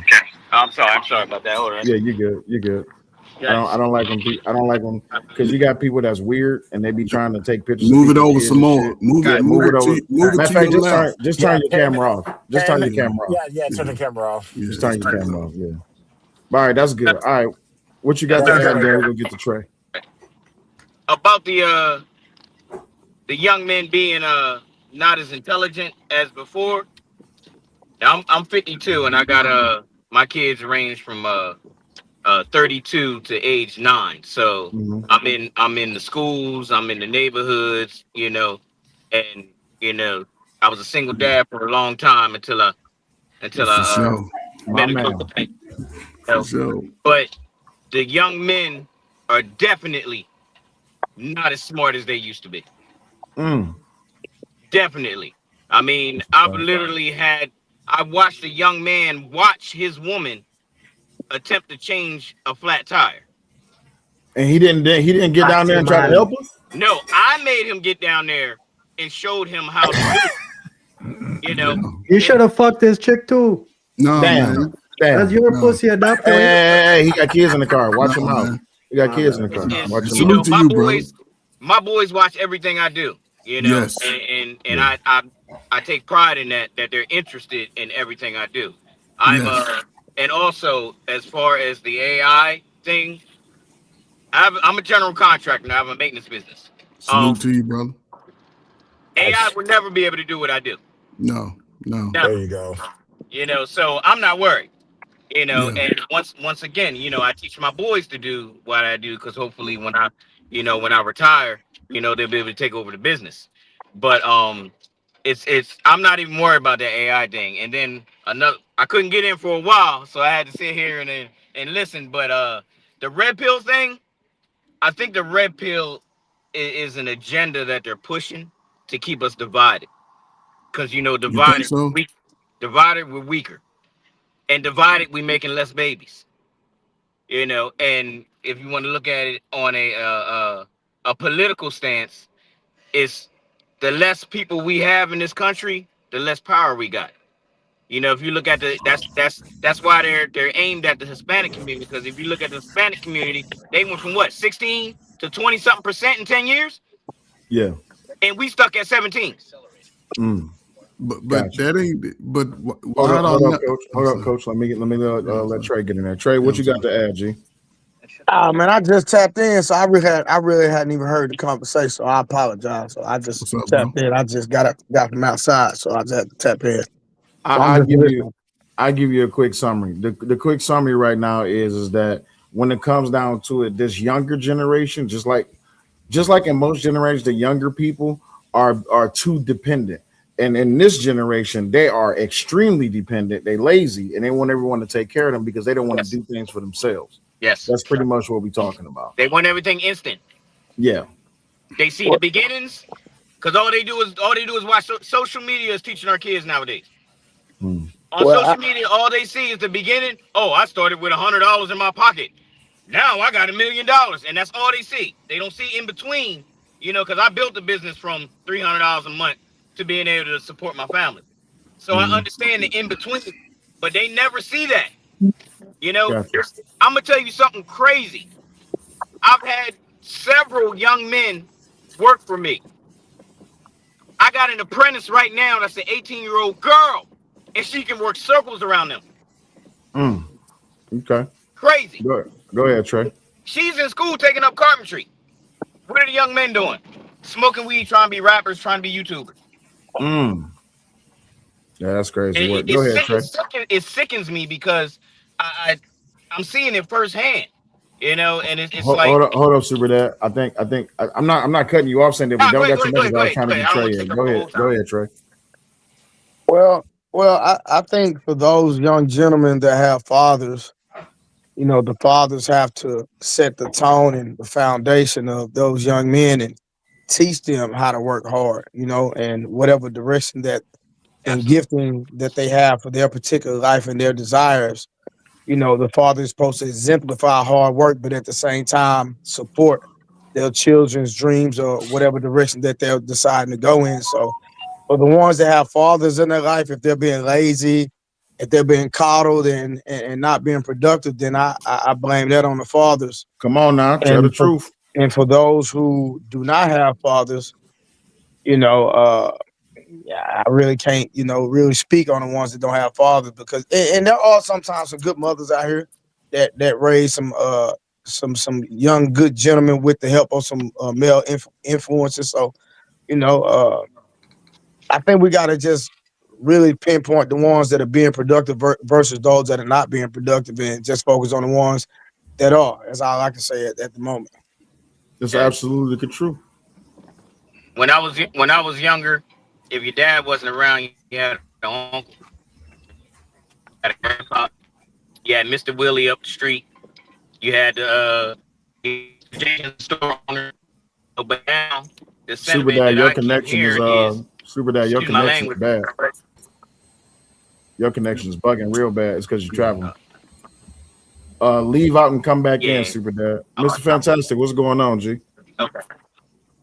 Yo, what up, bro? Not much. What you got? Fantastic. What up, boy? What up with you, Trey? Not much, man. I just saw your message on IG. Yeah.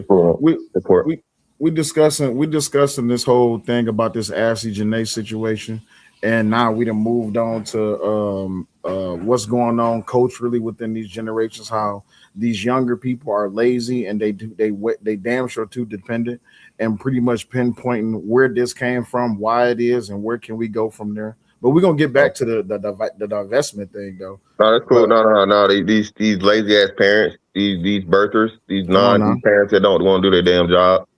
Right now, man, heartbreaking video going around. The kid got killed in New York.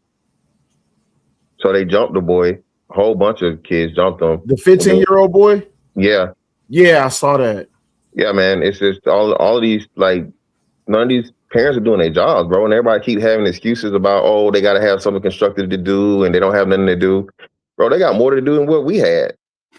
But, because of accountability and people don't want to take it, everybody making excuses for it, man. So that's definitely what it is. Boys don't have dads, right? Because the moms choose horrible dads from the jump. So the boys are overly emotional. They don't have drive. They don't have a trade or anything to be passed down to them. Hell, when we was kids, brick masons, carpenters, all those things, electricians, you did what your dad did. Mechanics was a huge one, right? Or even if it was, like an industry, job. But now, like you said, man, because we have this huge dearth, and it's crazy how the black father is just so devalued. Yeah, just outright devalued in the community, bro. And this is a direct, we're staring down the barrel of this gun that got created from that. Absolutely. I'm glad you came up here because we was talking about red pill earlier, and people were trying to really just pinpoint and blame Ashlee Jenae's death on red pill content creators. That's the way I took it. Yeah, they saying that it's because of red pill content creators and the reaction that they had to her death, that they should take some responsibility for it, and that's why black women should be divesting from black men. What do you say about that? Wow, man, that's so the white man sends her to Uncle Charles, and that's an excuse more to. So her losing her life to a white man is more reason why black women should run to white men? Yes. Hey, man. Hey, bro.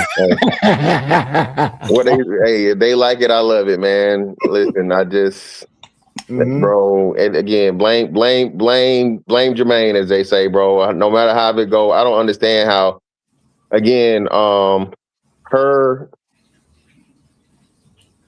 divesting and then, having stuff to say about black men and so on and so forth.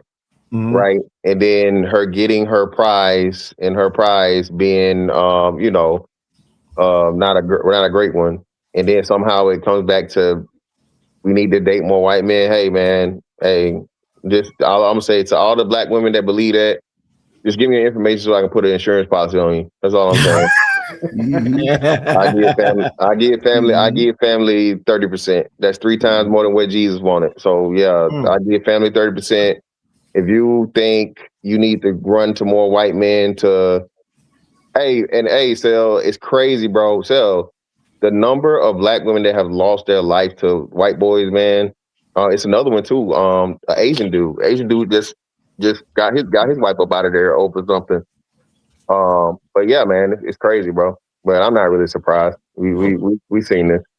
Yeah, it's a sickening how on social media, in particular, that like I've been watching everybody's content over this past week. Yours, Trey's, I watched Angry Man's.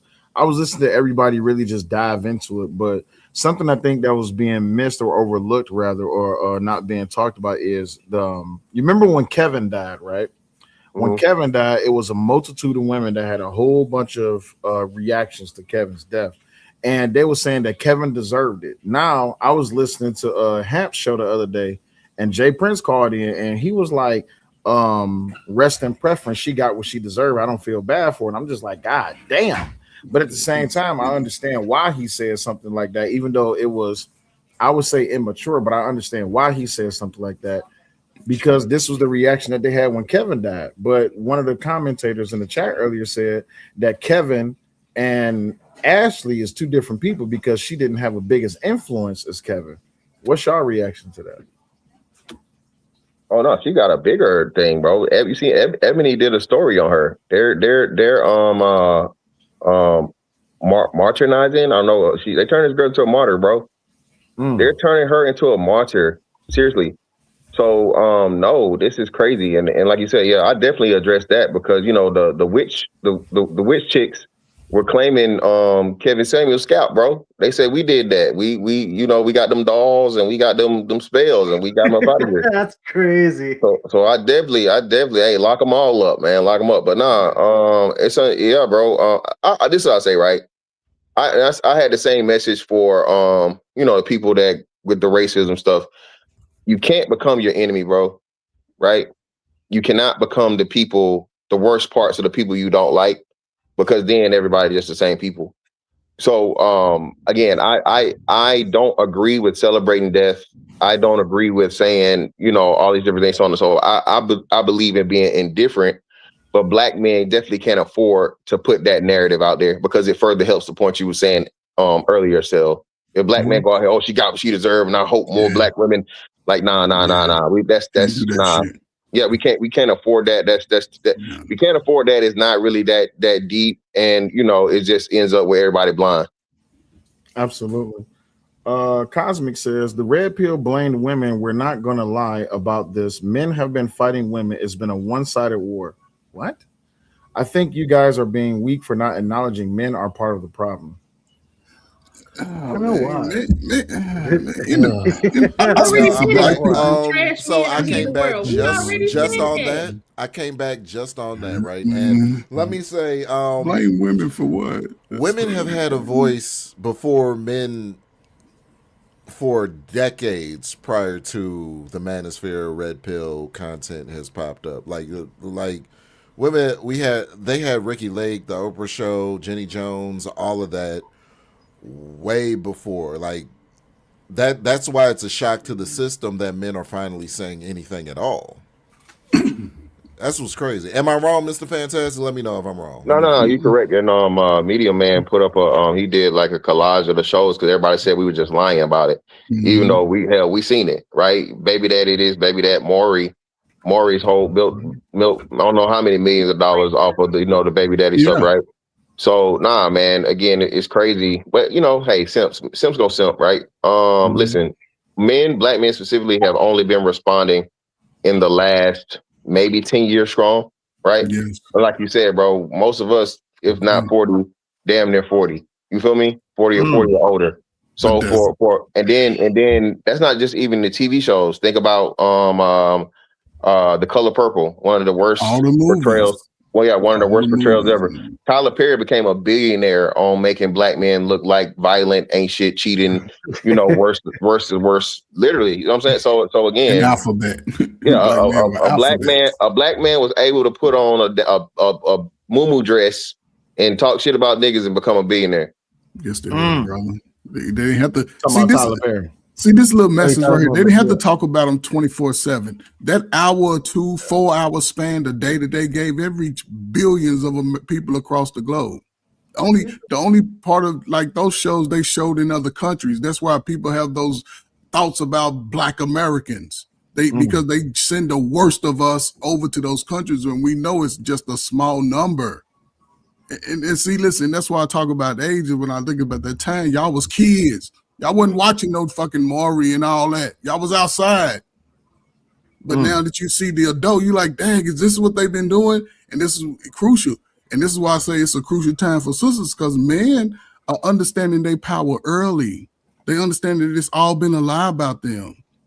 And the women who say, I'm going to be powerful and keep separating yourselves, you're going to have to rely on some more sisters. And we know y'all ain't got no sisterhood if it ain't a man involved. Let me further your argument right quick, Coach, because if this is something that we've been saying that's been going on since the 60s and the 50s, where did the boom of the black male voice really, what time era was that? What time zone was that when black male voices really was able to really express and really talk about how it is that they have been put on the back burner?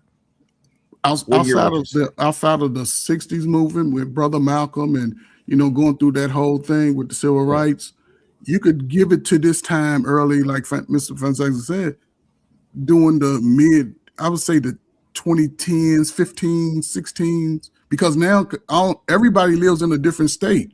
We're talking in real time, passing information in real time. It used to be we had to rely on what they put out, and they didn't put out a lot of good information about us. It was always the worst, right? But with the sisters, it showed them on TV. You can't have an old retirement plan unless you with a Brad. You ain't going into the bank with your black man. And those messages have been we look at the commercials today. Black men have just started being able to have a voice, which is not a bad thing. It's a lot of brothers that's been in and out of the system for the last 20 years, and here we are 40 years old trying to figure out life. And I'll say this and I'll shut up. Don't listen to extreme dudes about women. Don't do that. Because if you start asking them questions, they was hurt somewhere along the way. Something triggered that, right? You have to learn from your experience. There's some nuggets that you can drop. I wouldn't today. I got a 23-year-old son. Don't be chasing behind nobody with a couple of kids, because you go run into a dude like JP is the baby daddy. You know what I'm saying? So I'm pass up. But we gonna watch those. You know what I'm saying? I'm not saying him, but there's dudes out there worse than that. Right. You know what I'm saying? Don't be leading a woman with your wallet. If she ain't willing to come to the park and watch you wash your car or sit out, and talk to you, she ain't really liking you. Right. You know what I'm saying? So it's just certain things that I say. Next video. But I talk to a lot of young women. Don't be out here giving y'all box up early because your mom and them was teenage thoughting it. Do it different. There's the backhand side of that, because the backhand side is that women. This is what I'm hearing from the divestment spaces, right? Is that women should be out here doing the things that, because they're trying to compare themselves to men, right? They should sexual liberty, sexual freedom, and all this, that, and the other. Do with your box what you want, and all this, that, and the other. Freeze your eggs, all this crazy shit that they're saying. But my thing is, when it comes down to the conjuncture of how it is that we get to this point, how is it that you can discredit what black men are saying, what men are saying, what grown women are saying? It's just like, y'all need to get y'all loins up under control. And if you don't, you're going to be considered to be a part of this group of people that we're going to talk about, which is these crazy ass young people that don't know what the hell that they're doing. Yeah, over the last 40 years, 50 years since my young time, it's never been a really big time where black men were able to raise their sons. These people have been raised by the same type of parent. And again, and we can say when it comes to women, a true father with his daughters would teach her, don't be out there sleeping around early, right? And he would give us some, even though it might not work 100%, but then parents know their children when they become teenagers. We know when your son is fucking and your daughter's fucking. We know let my that. kids go on a date today. We can smell it on them. We can see it on them. And a lot of people step back. So yeah, Coach Fur, even more than that, just the rules of like, hey, you not finna be in no damn car full of boys. you not finna be the only girl with a car full of niggas in it. What the hell you got? What the hell you think got going on? And you know what I'm saying? And you not finna be, you know what I'm saying? All these different things, Coach Fur, like it's the basic thing, Coach Fur. And like you said, it's the sons and the daughters. And the father's not being allowed, or the father's being, you know what I'm saying, being interfered with, passing down the knowledge, man, and doing our job. You know what I'm saying? And then if and when some shit don't go right, it's all the dad's fault. But then, you know, if the kid, everything go good, and the mom get all the credit. But yeah, man, it's just crazy. And to the dude you highlighted, Sel, how the hell he calling people old niggas and he look like an old nigga? Man, look old man. Looking like a T-Move black youngster. Get your old looking ass out of here, nigga. That's why you know who you talking to. Fantastic. Let me ask you this. As long as your child is under your roof, how the hell your daughter end up in a car with a car full of niggas and you don't even know? And you don't even know where the hell she at in the first place. That's a problem. I'm gonna tell y'all, I be 45 in May. Yeah. My nigga, even when I was in the streets, can't happen. As long as I was under my grandmother's roof and my grandfather's roof, I had to at least tell them where I was going. And then when I got to my destination, they gonna call the house phone to validate, to confirm with the parents of who house I'm at. Hey, is my son, is my grandson at your house? Sure. And then those parents, not the kids, I'm not gonna confirm it. The parents are gonna confirm it. Yes, Trey is over here. He's over here with our son here. We're gonna eat dinner. They're gonna play video game, basketball, and I'll let you know when he's back on his way home. So they gonna call when I'm on the way home because we don't have cell phones at the time. And so if it take me 10 minutes to walk home and it's an hour don't went past by, they driving down the street looking for me, etc. And then if I just happen to pop up and I know it's a 10-minute walk, guess what? When I walk through that door, I already know it's pressure about to be applied. This is what I'm talking about. I know I'm about to get a whoop as soon as I walk through the door. You better get your ass towed up. No, for real. Look, hey, bro, my grandma, because my granddaddy didn't whoop us because my granddaddy say, when I touch you, I'm gonna kill you. So my granddaddy only stepped in when it was real nigga time. But my grandmama, she was the one. You feel what I'm saying? So my thing is, if we had to practice what we preach, we had to, if we said we were going to do something, we had to do exactly what we said we were going to do, nothing more, nothing less. So it just baffles my mind how people don't keep tabs on their kids in 2026 when these niggas got cell phones with GPS and Life 360 all types of locations. Right, come on now. Yeah. You see, that's what baffles me. That honestly baffles me, Trey. Let me ask you something. If you was out of line and your peoples wasn't around, were the people that your peoples knew, did they have carte blanche to take care of you in a physical manner? Man, let me tell you something. I could not go to somebody's house and they could not, and they didn't have a relationship with my grandparents on if they could take care of their business. You feel what I'm saying? Facts. But this is the crazy part, right? Even though they had the right, they would never do it. They're just gonna be like, hey, listen, I'm just gonna tell you, grandmama and your granddaddy, and I already know what they gonna do. So there was a discipline perspective in it when it comes from, hey, you in trouble, but I'm gonna let your grandparents handle it. You know what I'm saying? So they had the right, but they just never did it, if I'm being real. So let me share this with you right quick, right?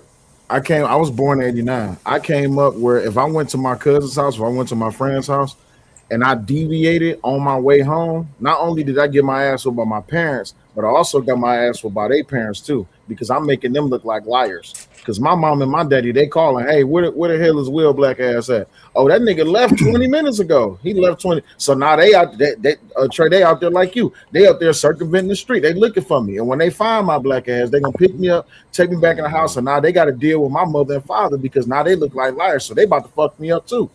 See, and nowadays they just get my point for asking Trey that is nowadays the parents can't wait to get away from the kids, give the kids away. Oh, leave them with anybody. Leave them with this one, that one. I know. I met this crackhead yesterday on the corner. Let him watch the kids. God dog, I'm trying to go. I know y'all. Some of y'all got kids way older than mine, and a lot of people. The first thing they say, well, wait till your kids get older. And that's cool. I understand that I might run across some challenges. But my thing is this, right? I believe, because I was a teacher for 11 years, so I think I learned a little bit about dealing with kids, even though when they're not mine, because you got to think about it. In the school system, your hands are tied behind your back, whether you believe it or not, right? Yes. So you can't put your hands on your kids. I'm not used to niggas talking back. You know what I'm saying? So you had to learn how to handle children and without putting your hands on them and still getting the Yes. respect and the love and for them to follow Yes. directions. Because see, Yes. one thing about kids, bro, nigga, they'll cuss you out one day and the next Yes. day say, Hugging I you like a love you, mother. Mr. Curry. Like they'll Yeah. literally tell you they love you the next day. You be like, what the Yes. hell? You know what I'm saying? Yes. So you gotta learn. I remember one of my assistant principal, he like Curry, that's my last name. He was like, Curry, you gotta learn how to be water, man. I was like, what you mean? You Yep. gotta Go with the flow. whatever direction the water flowing in, you gotta go with the current. And I say, bet. So it teaches you not to worry your feelings on your shoulder, because I came from Yes. a militant background, and I actually had to start empathizing a little bit, because like I said, our parents just beat us. You know, I'm not saying everybody, but I know mine. If you didn't do what you're No, supposed to you do, they're ain't gonna lying. beat you, No, right? you ain't lying. You ain't lying. But Our ain't parents lying. did. Our parents did beat the fuck out of Man, us. they It's didn't the beat truth. y'all, man. But They watch didn't this. beat This is the thing, right? Shit. I had to learn how to be a little soft, right? And when I say a little soft, empathize. Yeah. because empathize, because he told me this. He said, Curry, some of these kids you see, the only time they eat is when they come to school. I was like, dang, I never thought about that. Because when they go home, they parents neglecting them. So you got a kid in the room being disobedient, acting crazy, but the nigga really hungry. Hungry like a mother. Yeah, all y'all sound like y'all grew up in a middle class neighborhood. Not where I grew up. Shit. Every one I of grew y'all up in the sound like y'all trenches. grew up good. I grew up in the trenches. No Y'all merch. sound like y'all had a great life. I had a single mother. I mean, I'm just saying, y'all. No, my mother would take the do you phone out the understand? wall and take it to work with her. But do you understand what I'm saying though? Sometimes Yeah. No, I got what you're saying, man. You gotta sometimes get some that credit. kids are really looking for Yeah. love, or they looking for Yes. something, and Yeah. we think that they're just We bad. panic. Yeah. No, Most kids want attention and love, bro. Mm-hmm. Yes. When you But neglect I the was part of child, that group that went to school hungry. Well, see, and when you hey, neglect the child, bro, they Yeah. gonna gravitate towards something. So my Whatever. thing is, bro, I love being with my kids, and I let my kids know I love being with them. Yes. yeah. I do Well, too. see, I think that's what Brandon. Not to cut you off, because I want No, go to get ahead. on to my next video right quick. I think that's what Coach Ferg, Omni, Christopher J, Mr. Fantastic Trey, even you. I think we all in agreement that when it comes down to it, you got to have your parents in the home. Not have a lack of parents in the home leads to bullshit behavior, and it leads to a bullshit lifestyle. I'm not saying that it's like that for everybody, because you have some people who grew up in single parent households where they was good, but the outcome is at a higher rate of success when both parents is in the home.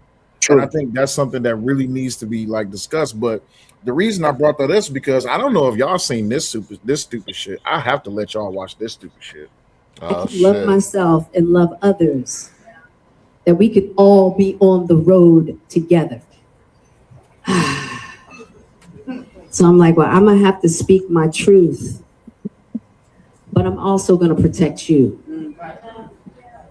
So if I gotta look like the adulterous wife to make sure you're good, I'm gonna do it. So Jada Pinkett Smith says she admitted to cheating on Will Smith to protect his ego, taking the blame to shield her family, claiming she put her own happiness aside to support his. What's your reaction to that?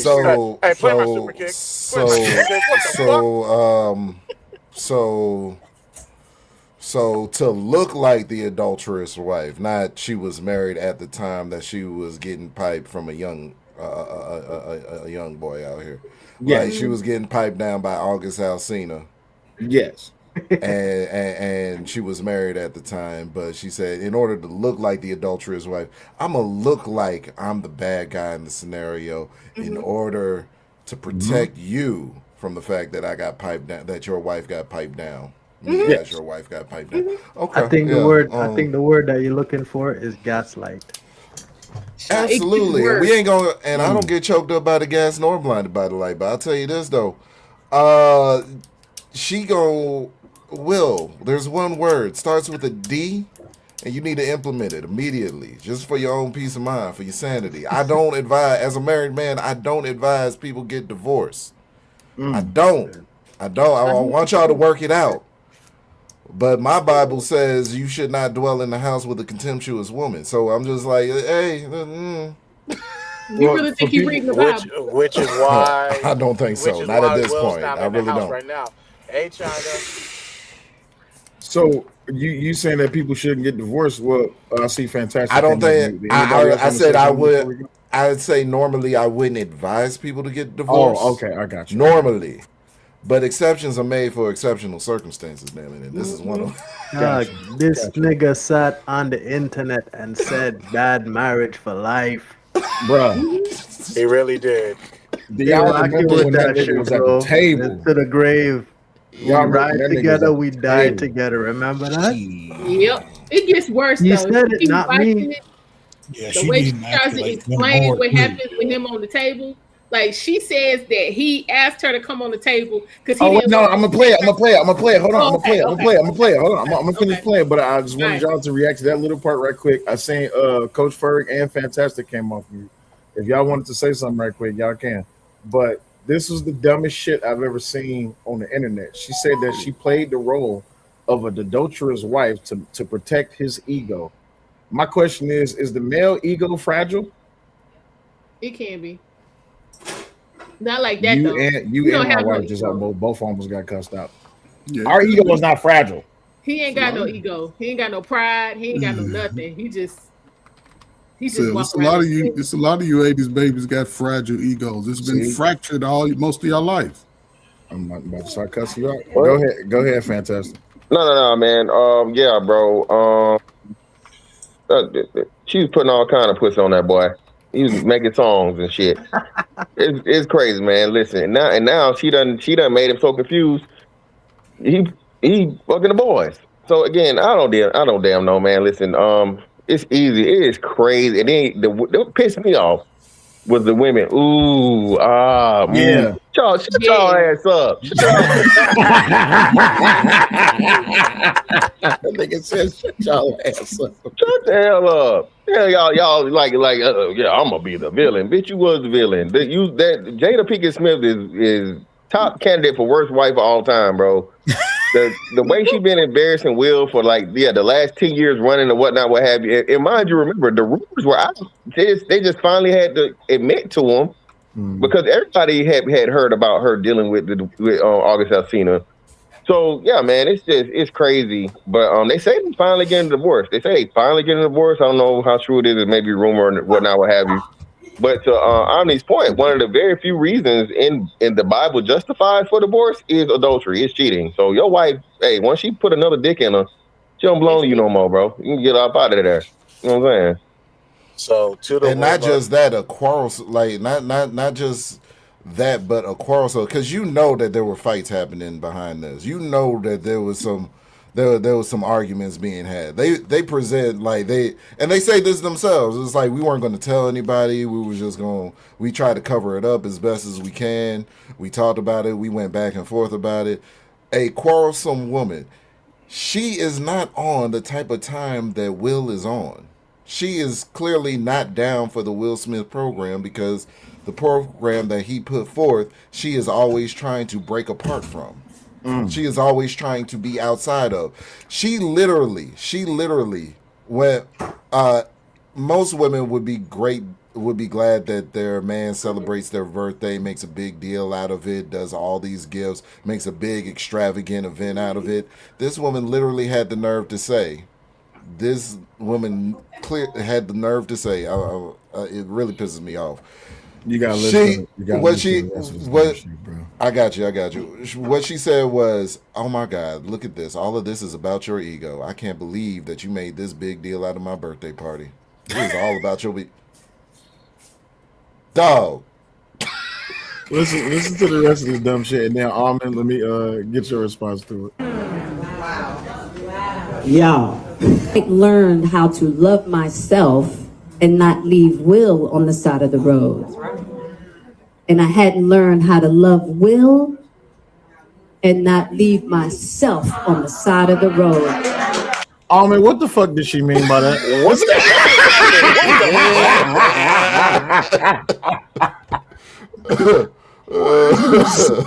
Almond, you're the only woman up here. What did she mean by that? I'm good.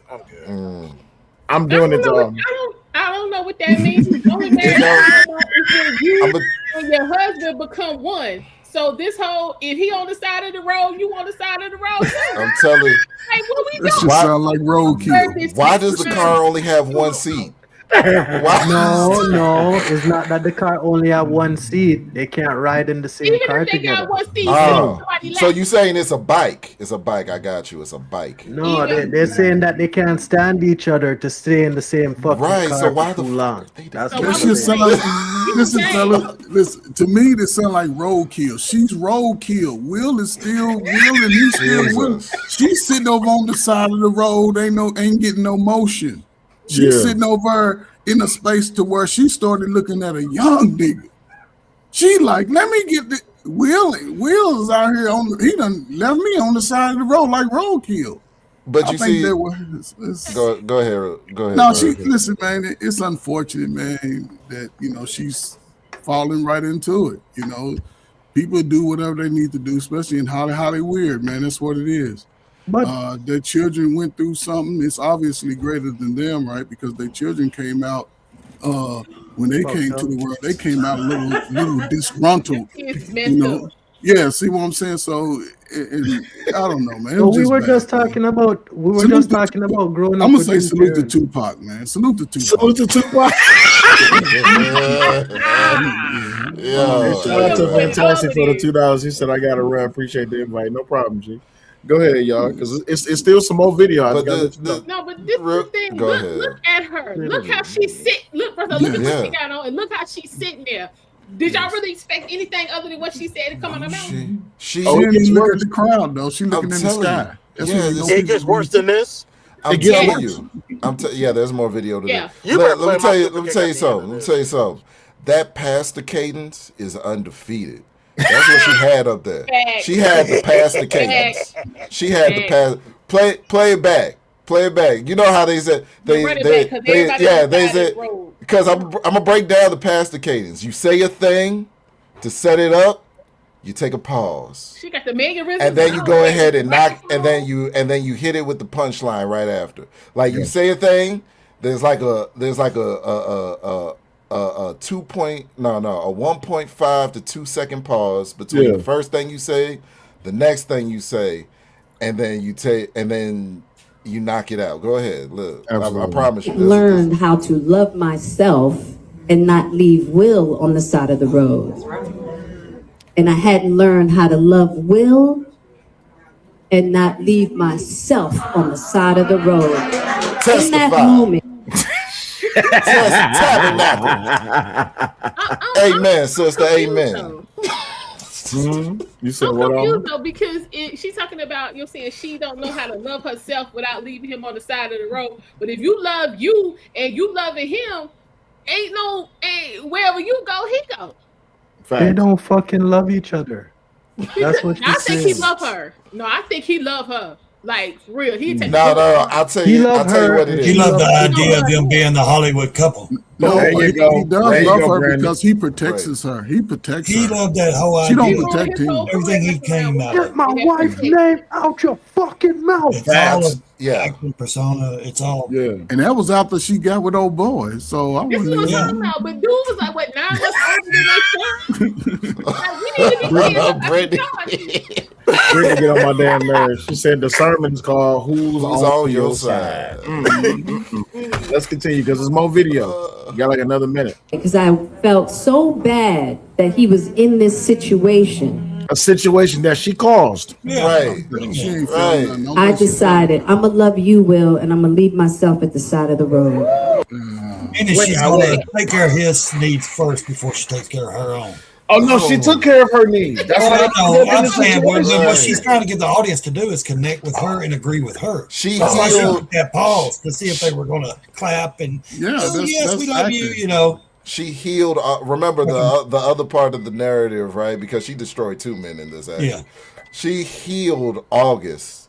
She healed August. with her poom poom. That's what happened. She healed August with the coochie, and then afterwards he found out that he liked boys. She healed August, and that's how he found out he likes boys. She said, "Will, leave me on the side of the road because this young dude go pick me up. I'll ride home." That's what she said. let me finish it up because I gotta finish it. What up, Bridget? What's going on, Detroit XRP? What's going on? And on top of it, I want Will out. I don't want him part of this. Okay, I'm the bad guy. I'm the worst. Great. Let's be done with it. Right. I wanted it done. Sympathy. You got your answer. I'm the adulterous wife. Let's be done.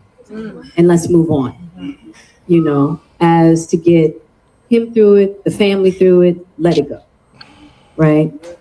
And, but I had to learn. That was a big learning moment for me. I wouldn't have been able to see that aspect of myself that needed to learn that I could love myself and love others, that we could all be on the road together. Now, I had to finish playing that because I want to revisit that red table talk moment. Please right? But you gotta remember though, hang on, Will, hang on. You have to remember at this point, she is promoting a book to make millions of dollars. So That she book needs been these out 2 people's years and sympathy I'm to on buy page that book. She's promoting a book. So she needs the sympathy. She Wait a needs minute. the audience.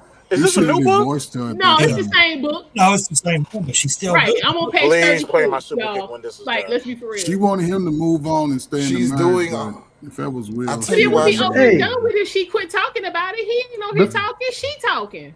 Stranger Things should have been their life, not a TV I'm sorry, show. what's that? May I ask a quick question? What's up? Which one of them the divorce help more? Who benefit more from the divorce? Who would benefit more from the divorce? Will would. Will. Yeah. Will, Yeah. absolutely. Will. Scott. Even Will. if she walked away with 60% of his assets, he still benefits more. I would pay that. I would. She how much is he? How much is his net worth? $1 billion? Is he up to $1 billion? Something like He was like 200 million.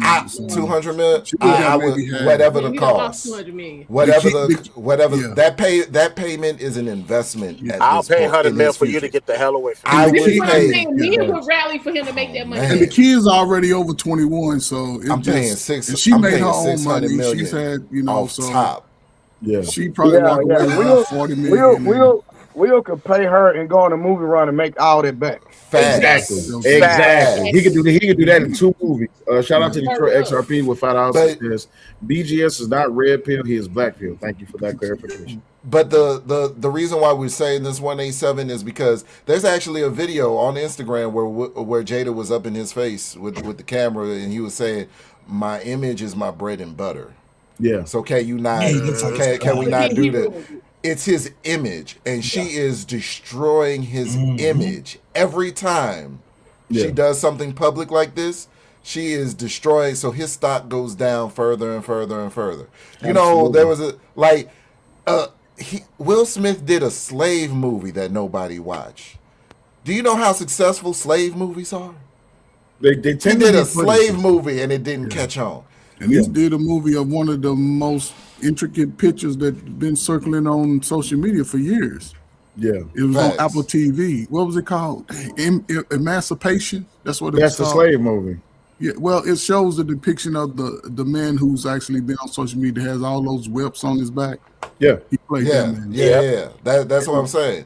And he couldn't, like, she has been destroying his image systematically, like every time since that red table talk and since the August Alsina thing, nothing that she has said has made the situation better since then. And then for all of this to happen, and then the culmination of you got to understand the psychology behind it. He was on stage for an Oscar for King Richard. That was supposed to be his night. Yeah, it was his moment. That was his moment. Yeah.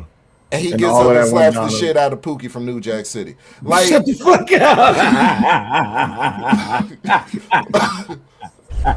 Man, it was super kick.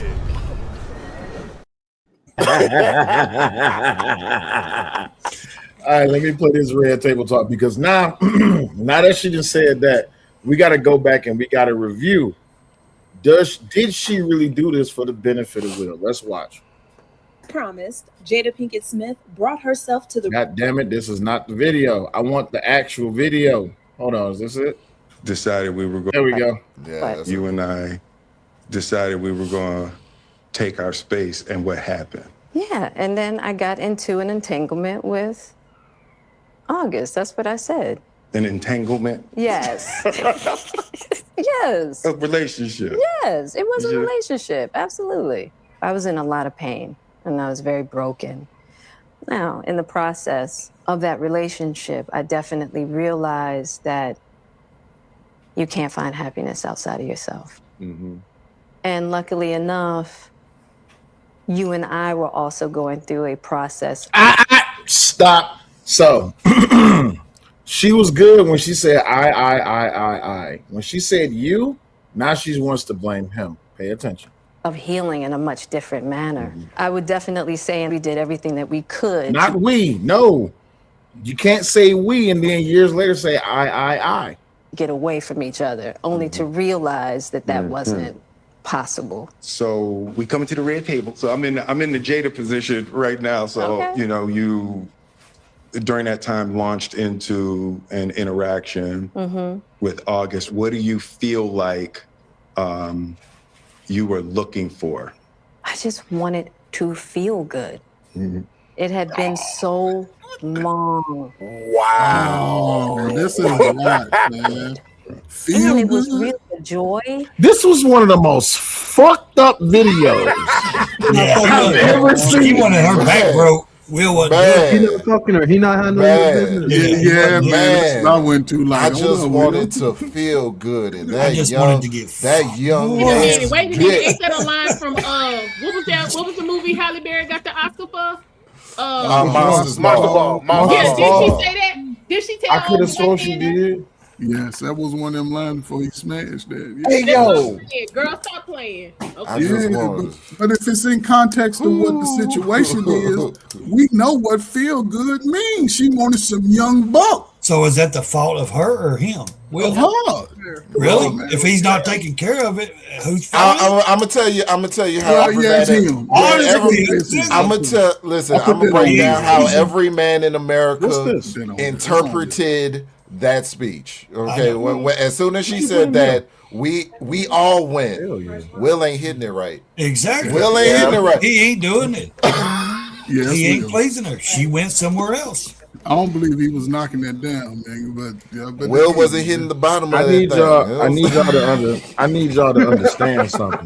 Truthfully, they look like they ain't even been in the same room in 10 years. I need y'all to understand Slut something. now. This woman, this wife, came live in front of social media to tell her husband, "You ain't knocking the bottom of my box out." And it's been so long. So I went to a 20-year-old. Hold on, I'm gonna tell you how diabolical this is. So how much was he really doing? I'm gonna tell you how diabolical this is. Her show was one of the few shows that was actually sponsored and picked up by Facebook when Facebook was trying to be a platform to do the video thing. So this is on the only social media platform that has a share button. This shit went viral instantly. It's the entire a world-renowned star, right? A world-renowned actor, Will Smith. What's that, baby? His wife said to the entire world, "Yeah, you just wasn't hitting it right. I want to feel something." That's basically what Hey, Raw ain't shit. She said she got one thing to say about it. If you don't want to do it, get another bitch to do it. You ain't Raw, you ain't right, Raw. You ain't right. Says, they were separated. Will had his own thing going on. You guys are being disingenuous. But hold on. Wait. Y'all gotta remember. Hold on. Y'all gotta remember. We at the barbecue pit. You're more than welcome to pull up to grab a chair, click the link, pull up. Let's talk about it, right? The thing is, I get they were separated, but guess what? And this now I'm about to lead into the Anton segment, and I tried to stay away from the Anton segment. But everybody's business, and your business is not everybody's business. And I'm not saying that Anton was doing anything with anybody else. All I'm saying is this. You don't have proof that Anton was doing anything with anybody. You don't have proof that Will Smith was doing anything with anybody else. We got proof. But you know how we got proof? You know how we got proof that Jada was doing something with somebody else? Here, let me play it back for you one more time. Let me play it back.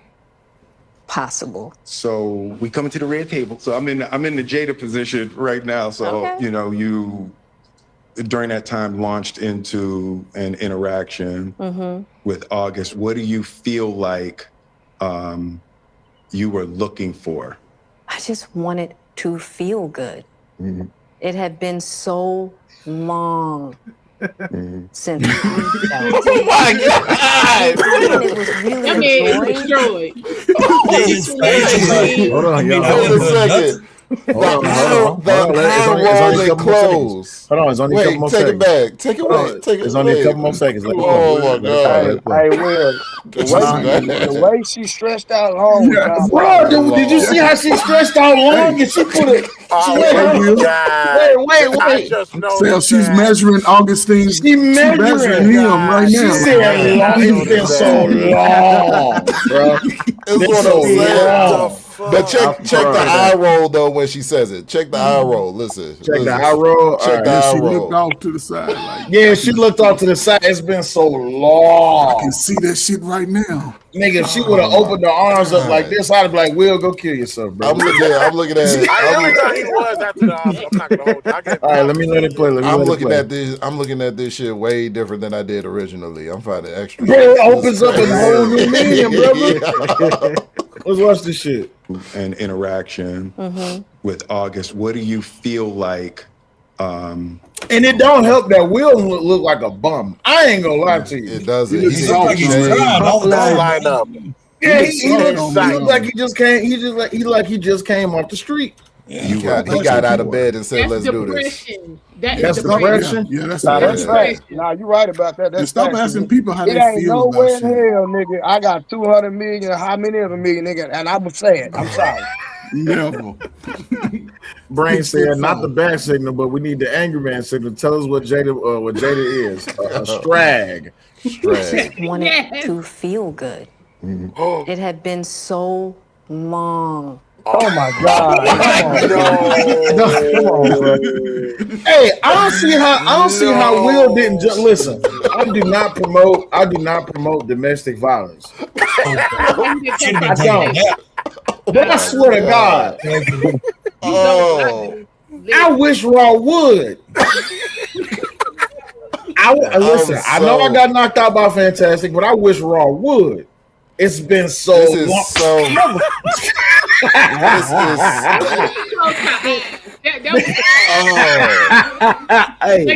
Like she was having a flashback. Yeah. Yes, she saw that shit. Like, where he at? Shit, I'm doing her like Invincible did Conquest. I mean, Conquest. My nigga. Yeah. Will stop dying his beard after that. Yeah, hold on. I just wanted to feel good. It had been so long since I felt good. And it was really a joy to just help heal somebody. No, ma'am.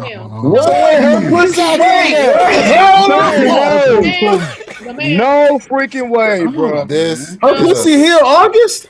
It helped him find out that he likes men. You see how facial expressions change? So hold on. So that guy like men now? Well, that's where I'm confused. Did he turn? This man is traumatized. Well, remember what I said. Remember what I said. The true nature of demonic possession isn't the shit that we see on The Exorcist. All that head twirling shit. It's shit like this. Yeah, bro. She is demonically possessed. This is like how can you be saying these things to your husband? She's still breathing. Oh my God! That young boy knocked her down though. Look at the smile on her face. Yeah, she like, yes, nigga. She glowing. Remembering that thing, just knocking the bottom of the box out. Okay, tan it. Just rise. What up, though? Boy. I think that has a lot to do with my codependency. This nigga looks defeated. Jesus trying right now. I mean, I'm crying. He's crying, man. I'm telling you, I'm a frugal motherfucker. I would gladly pay whatever to get away from this woman. Matter of fact, you want it all? Take it all. I'll make it back. Take it all. Look, the house, He's everything. crying, man. That boy Take is it all. crying internally. He got some tears rolling down. He his should have inside. did that before all of this shit happened. But wait, it ain't. He probably did. She didn't care. It don't stop there. Y'all do know that she went on and can continue the conversation, right? Yeah, she kept on running off at the mouth. It gets like I told her, it gets worse. Now, first of all, I'm really shocked because, mind you, I'm not there. We haven't called each other husband and wife now in a long time. I'm like, what is going on right now? My wife's name out of your Yes, mouth, yes, right? And I'm yes. like, what? You know, I'm really worried for Will. I don't know what's going on. Chris, you don't know what's shit. He says, I meant you. I meant no harm. Now, I'm just out of it because I'm really worried about And what's Will. Will doing? He's just sitting there? And Will's still talking. He's like, he's still, because now he's mad because Chris is talking to me. And I go, Chris, this is about some old That's all I could think to say, Yeah. right? And I couldn't really take in his apology. You became the bad guy. Look what Jada made him do. Jada rolled her eyes, and look what he did. He ran up there and hit Chris. Yeah. Poor Will. That's what the narrative became. Yeah. So poor Will because of The adulterous wife Yeah. who forced him to go to the table The and gaslight sit for me. there. You know what I mean? And now look at what she's done. She has the power with an eye roll to make him go up and she slap keeps talking somebody about on the stage. dead man Bruh, in she more, is with so more reverence evil. and respect than the man that she married. Go ahead, Trey. She is so evil. Demonic possession, man. Demonic possession. That's what I think it looks like. I think Hollywood did all that theatrics in Exorcist to keep our mind off of what it actually looks like. This is what it looks like to me. She is demonically possessed. Because they always say, like, Satan comes to you with a smile. He doesn't come to you with fire and brimstone. He comes to you smiling. He's like, hey. Hey, what's going on? apparently, Satan live in the pussy too, because damn. Not the ones I visit. Thanks, son. Man, I live up in the ones I go to.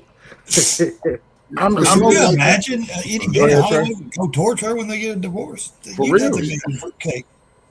Yeah, but it also goes to the message that they still try to push in regards to blaming the black man being weak, right?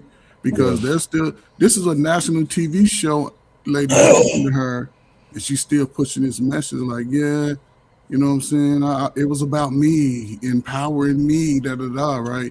But then it goes to show a man, okay, we all don't know exactly what was going on, you know what I'm saying, in reference to whether they were together or not, whether me and my wife ain't called each other husband and wife in probably 4 years, but we know we husband and wife. So again, it just goes to show because we all respected both Jada and Will. We respected them. Jada, has been around a long time. Will has been around a long time. And the fact that you're focusing on what he did and try to distance yourself from Will protecting you in a sense, right? Well, I don't know what he was doing. This is some old shit from me and Chris. I'm sure Will knows that. If Will don't know that, then again, it goes to show that he was so caught up in who she was, he didn't even check for red flags because she been talking about how she was connected to other men most of their marriage. Hey, watch this, Coach. It gets worse. Do you know she was bragging about how Chris Rock asked her out after Will Smith smacked her? Yeah. See, what? I think every summer, all the reports would come out that me and Will were getting a divorce. And Chris he thought that we were getting a divorce. So he called me and he was like, hey, basically he was like, I'd love to take you out. And I was like, what do you mean? He was like, well, aren't you and Will getting a divorce? And I was like, no. I was like, Chris, those are just rumors. He's like, oh my, he was. So now she gonna make Chris Rock look bad. Chris Rock need to clap back. Why? Say it ain't so, man. It probably wasn't even like that. It probably was. Say it ain't so. You gotta remember they've been knowing each other since why they is she was young. saying that? Right, and he Will just got Smith divorced. publicly apologized to Chris. He made a public apology, and now you gonna say that? Oh, I hope he go ahead and Sounds like leave she him, man. For his destroyed peace. everybody. She wants so I I slapped the know shit what out of you the nigga. I publicly apologized to him, and now you're gonna tell the story about how he was trying to get with my wife after the fact. Off a rumor. Now you know people That- like it that don't might- move off of You know rumors. Chris got more sense than that. Right. They've been You knowing do each other see- since they was 20. But my point is that as my wife, you should have more sense than to say all of this shit publicly. Yeah. She don't care. You shouldn't be She talking hurt about him this shit. and it make him look bad. That's all she crazy. after. Yeah, I It don't should agree with happen. Alma. She don't care, man. That's part of the spin on the narrative. They know who to go to and say this spinning like, yeah, Chris was all over you, knowing that you was married, and he tried. Man, let me tell y'all something. Y'all gotta really sit back and really think, like, and use common sense. She Yeah. got something on that nigga. It's no way nobody in their right mind would go through something like this. She gotta have some deep dark secrets Maybe he on just this a nigga, cook. man. You think Maybe he he was just a at? cook. You think he in the Epstein files, Trey? Nah, I don't think. I Wilson? think Alright. she I got think the. P. Diddy I think she got the I give this videos. nigga too much I leeway. think she got the videos and the receipts about Dwayne Martin and some more men. If I'm being honest. Could be. It could be. She done walked in That on all some of us shit. shit. That all of us I shit. didn't even think about that. Y'all That gotta Tony- remember, Tisha Tony Campbell Rock was on already the show. exposed it. That's why they Yeah. got a divorce. Y'all must have forgot. Tony That Rock who was exposed Tony Rock was the wingman on that show too. Now that I think about it, No, Tony Tisha Rock. Campbell Yeah, talked Tisha about Campbell exposed it. Tisha Campbell. Talked about Tisha it too, Campbell 'cause said her, what? her husband was called. He was being rumored to be. You know what I'm saying? it. He called- said verbatim that she called Will and Dwayne. She said that verbatim. Verbatim. She did. Yeah, I remember that. Said he was ramming that mother thing.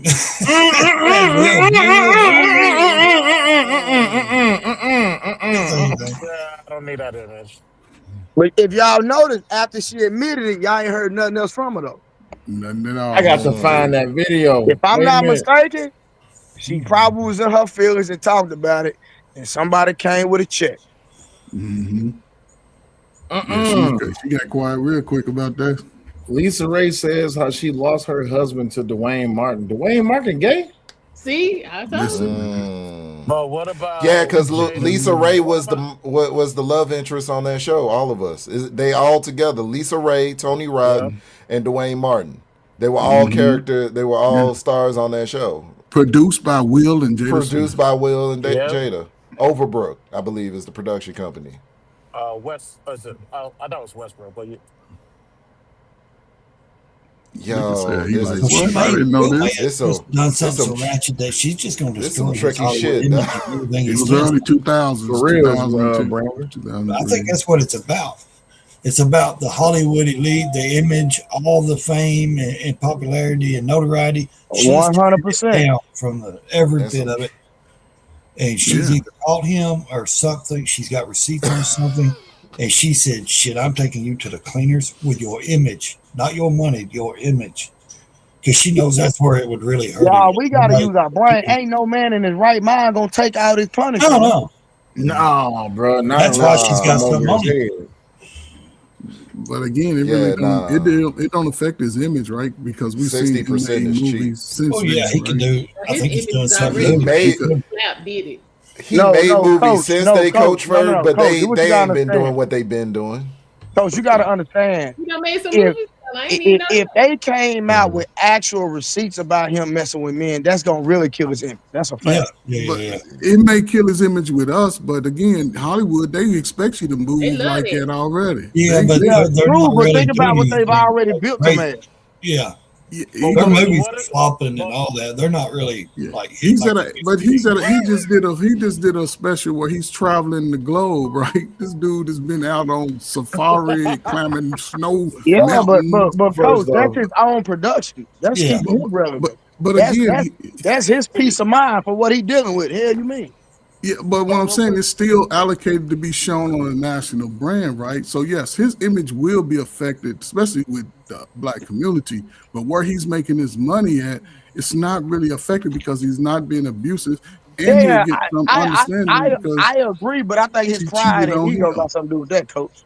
Yeah, but you know, she cheated on him, so you know what I'm saying Hollywood will be empathetic to Will Smith, man. He's been around a while. Let's not forget about Mark Anthony. Yeah, can't forget about Mark Anthony. What happened with Mark Anthony? Don't answer that. I'm sorry. Boy, your microphone is low as hell. Hold on. Oh, I'm on the AirPod. I might have to switch it up. All right. But what is the confirmation of Will being gay gonna do in For Hollywood 2026? or for his image? Everybody, both, I guess, If because it came out everybody. that Will was gay in 2022, it wouldn't matter. It's 2026. If it comes out he's gay right now, it's gonna be a problem. But hold on, may I have a question for that, right? Mm-hmm. So he's gay, not the August Alsina guy. Well, no, if you No, if August is gay. He's August is All gay. right. So what if Will Smith was fucking that youth before Jada? Jesus. No? Jesus Christ. I You don't don't think so? I don't think Will want us to know that, bro. Playing with his kids' friends. I don't think You don't. typically I'll leave it dudes on the- alone. I typically digress. dudes on the down low want to remain on the down low. You see what I'm saying? That's a So why the wife? Like, why does the wife have to be the bad guy now? So here's the thing. So do we you don't remember know. years ago there was this Facebook video, and I know some of y'all may have seen it. This chick caught her baby daddy or her boyfriend messing with another dude, and the agreement was that they break up, and she don't tell nobody, and that was supposed to be the end of it. Well, he ended up saying something to her, so she went live on Facebook. She was talking shit about it. That dude pulled up on her and took her out right on Facebook Live. Right. The thing is, people who participate in that type of lifestyle, they don't want to get caught up. They don't want to get exposed. Right. And so, really quick though, I got to deal with this right quick. Brittany B with $2 says, "Nah, we not letting verbatim side." Who said verbatim? I heard that. I heard that shit, man. I heard that shit, man. Trey, you said verbatim? Well, hey, I'm verbatim, snitching. my bad. I'm snitching. Yo, Hey, that shit was funny as listen. hell. Hey, listen, nigga, I don't care, nigga. What you talking about? No, I know what you're talking. I know Nigga, what I you mean, said what but I it's said, funny. nigga. I know what My you bad. mean, but it's funny. No, it's very funny. That nigga said verbatim, but no. So yeah, most people don't want to be caught on the down low. Like, you know how many dudes crashed out? It was one. Listen, I know a very personal one in particular. I was working at the homeless shelter in Detroit, right? And we ended up putting this guy out because he was drunk as hell. And you can't be in the shelter drunk as hell. We put him out.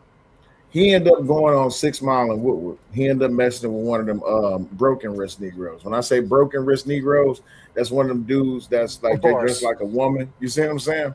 So eventually him and this person was supposed to go back to a hotel room, but she ended up like asking for money. Well, he ended up asking for more money for the other dude. He said he ain't had no more money.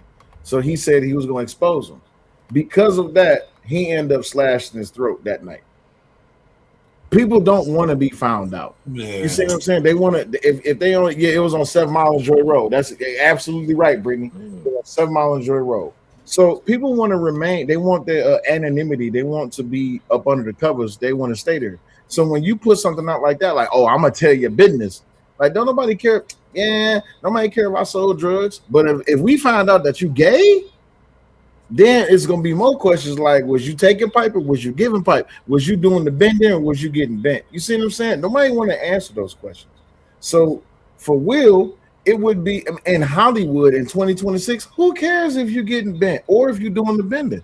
And the public eye is just like, hey, bro, you gay. Why are you gay? You see what I'm saying? That's the way it looks. So I mean, I get it, I understand it, but I mean, at the end, the best way to cure that is to don't be gay. That's it. Just don't be gay. No shit. I hear that. Don't be gay. Don't suck bend dick. over. Yeah. No, not even just don't bend over. Don't do the fucking of another dude. Yeah. Like, it's just that simple. Once you suck one dick, you a dick sucker. I don't care if you the best bridge. That's right. If for a woman, the moment that you put your lips on another woman's vagina, you gay. You gay. You gay, period. Ain't no buying nothing. I don't know about that. Yeah. I don't know about that It's one. the Like, same. Man, you can't try to change no goddamn definition, man. Stop all that extra, Come on, man. man. The women is a saying gray something about area. you, I'm gonna man? stand up for the women. So if Nah, a dude, nigga, so you gotta Just 'cause call you it across enjoy the it, board. don't Ain't mean no gray area, bro. The hell you talking about? No, the man, if he is a man, he is a batty man. But if he's a woman, it's questionable. So Almond, let me ask Almond since she's on the panel. Almond, if a dude suck another dude off, is gay, right? Batty man. If a girl eat another girl out, is gay, right? It's okay. He said no. That was just a good time. Hold on, wait, Almond, you got to answer. If a girl eat another, okay, cool. So it's just that simple. 187. I get it. I'm trolling. If we could say that one's gender of the spectrum is dealing with another gender, then it's just that simple. He said he trolling anyway. I get it. But you know, to argue about that though, it's more socially accepted for a woman to kiss another woman rather than a man to kiss another. Yeah, you talking about kissing, but I'm talking about No, you talking about. Go ahead. No, but Yeah, you talking about something else. Right. Munching and kissing is two different things. 187. Substantiate your argument. You said it. I don't know if I see a dude kiss another dude. They but pretty gay. it's a homosexual act for a man to kiss a man. It should be seen as the same thing for a woman to do that. But if the two of those things happen in public, this year, I'm thinking from my era, right? But it's more socially acceptable for a woman to kiss another woman. Like, it's not seen as no gay thing. Like, she can still go back to her boyfriend after, and everybody just. But if a man do it now, you can't get that image out of your head. He can't kiss Sean around the corner and then come around the other corner and then want to kiss Beth and say that he's not gay. You know what I'm saying? Right, and I get it, right, because the whole party girl scene, the party girl scene, which was during what was the damn commercial that come on? Girls Gone Wild. So I get the party girl scene, right? And then back in the days, like in Coach Furr's era, when everybody was doing all the hippie shit and everybody was, snorting drugs and smoking everything that came that way. I understand that, but the thing is, we can still call a thing for what it is. If you're a dude kissing another dude, you're gay. If you're a girl kissing another girl, you're gay. And unless we're going to set that standard and we're going to keep on bending the rules, then how far do we bend them? I always ask the question, if that's the standard, what's the exception? And this is why I say that there has to be a double standard, because two dudes kissing, right? You're not going to want to be somewhere locked up with them by yourself. The girls, however, is a different story. If they're kissing with me in the same room and, we are different, bro. Not necessarily, right? So if you're a person of integrity, right, and we got to call a square a square, does a square turn into a rectangle just because it's on the other side of the street? No. Right. So if it's gay for two dudes to kiss, it's gay for two girls to kiss. You just like the aspect that it's two girls. So is it gay if it's a threesome and we are fucking? Yes, is it it's homosexual activity. We're talking about the women. If it's a menage with two women and if it's you and two other girls, and they kissing, all of us kissing. Am I interacting? Your sexuality is not being called into question. They are participating in homosexual acts. Yeah. That doesn't make you gay just because you have a threesome with two women. But you do have the tendencies to be homosexual, though. Right. But now, here's the other part. Because let's say it's you and another dude and another girl. No. Is you gay? Never. Okay, so what? Let's say if your knees touch, is you gay? Batman. Let's say if your elbows touch, is you gay? Yo, me and another man not gonna be in no room. You know the funny thing about so why is it? But hold on, 187. Why is it socially acceptable to be in a room with two girls, but it's not socially acceptable from your perspective? If it's you and y'all about to rent a 2-man on the girl, why is that okay? But it's okay for two. That's not okay. But it's okay for two girls to have their way with you. Why is that okay? I have to say it in a story, right? It's not okay for me because if I'm running a train, I have to be at the front of the train. If I am second or third or fourth, I can't do it. And that shit happened to me in high school, man. I was the second one going in there. The guy say, "Yo, you look like me. Just put on my shirt." Oh, hold on, let me finish though. I put on the shirt and I went in there. Yo, my dick couldn't get hard, man. I don't feel ashamed telling this story. I couldn't go second, bro. I got out the room. I said, "Yo, I can't do it." Somebody else went in, and I was a laughing stock at school for like 3 months. I was called all kind of names, but I didn't care. I never tried to do that shit again. So you wanted to punch your ticket and then get off the train, right? If I was the first one punching the ticket, yeah. Oh, got you. So when you rent a train, it's typically 2 dudes and 1 girl in one room. If y'all going in one by one, that's not a train. We just call that punching the ticket. Right? Okay. Right. So I that's don't a know. difference. So back in Coach Ferg days, they There was you having go. full Hold on. ensembles. Man, I'm Gen X, man. I don't know what you're talking about. He said, he said, I know you lying. When we came along, we was one-on-one. We No, weren't with y'all all wasn't. that. No, y'all wasn't. Well, I don't know people like that. I never knew people. Coach like Ferg, what year was you born? No, I was born in 1968. I didn't know. Right. And people what? How old was you in 75? Man, in 75, man, I was 7 years old. Hey, what are we talking about? I was a Okay. kid. So in the 80s, you It was was 17. one-on-one. No, by the time we get to teenage years, it was. That's not true. Well, In the where I 80s, grew up, listen, where I grew up, where you grew up at, in Coach Louisville, Ferg? Kentucky, in Louisville, In the white Kentucky, neighborhood. we was all one-on-one. Hey, baby. Wasn't What was nobody. happening in the 90s? Because I think Coach Ferg. Well, is hold lying. on. The 90s, I was an adult. It was the pervertness came out after the crack. That was the height of the crack era. These kids started. That's when everybody started just boys on their cousins. Girl, it was crazy.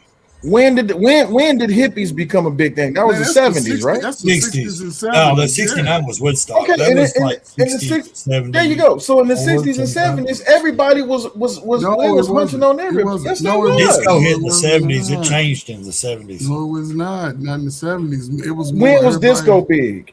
70s. Early 70s. Yeah. Okay, and prior to disco, you had what? What was in the 60s? The Jim Crow. Just everything was going on socially. It was socially though. It was a social movement. Black people started finding their lanes, and nobody. All right, but everybody was getting high on PCP and everything else in the No, 80s and the 90s, right?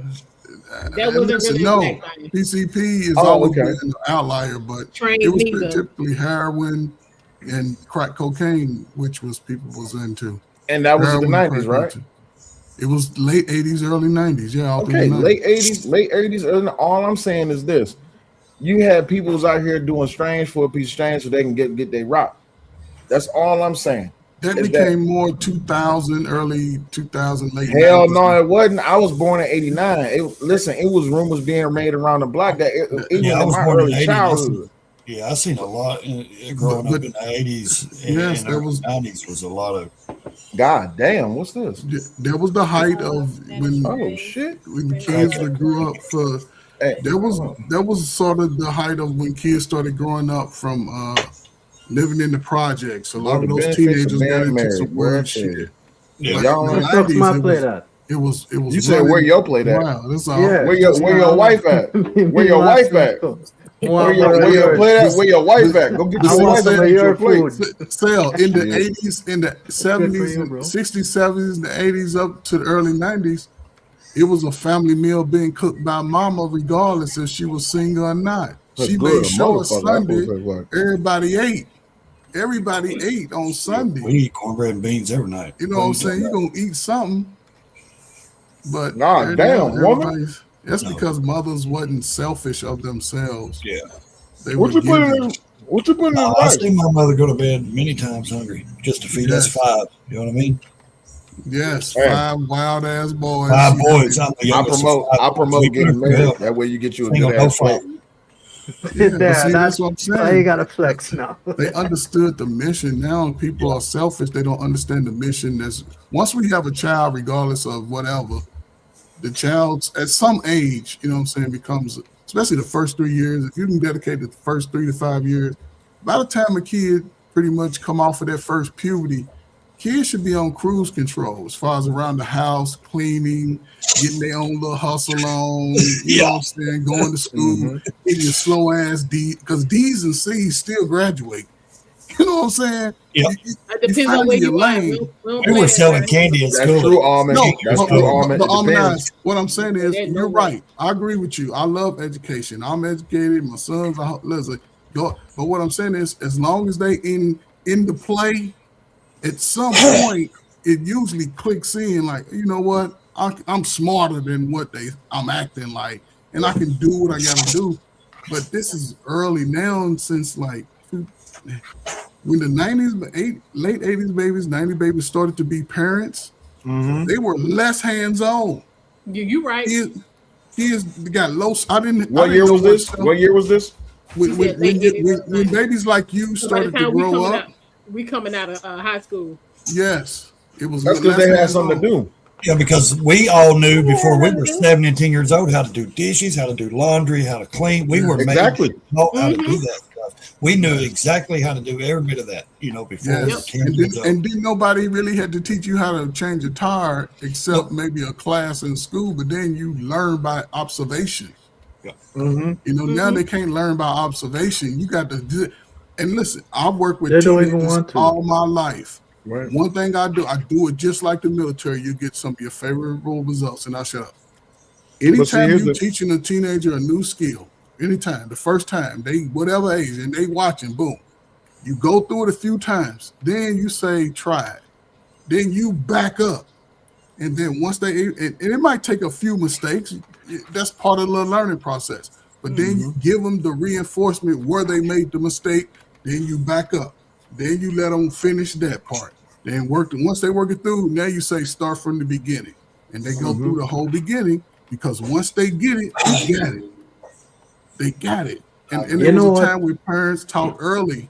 They put you in positions early to figure it out instead of saying my baby can't do it. No. Today he can't do it at 5, but he gonna do it at 6.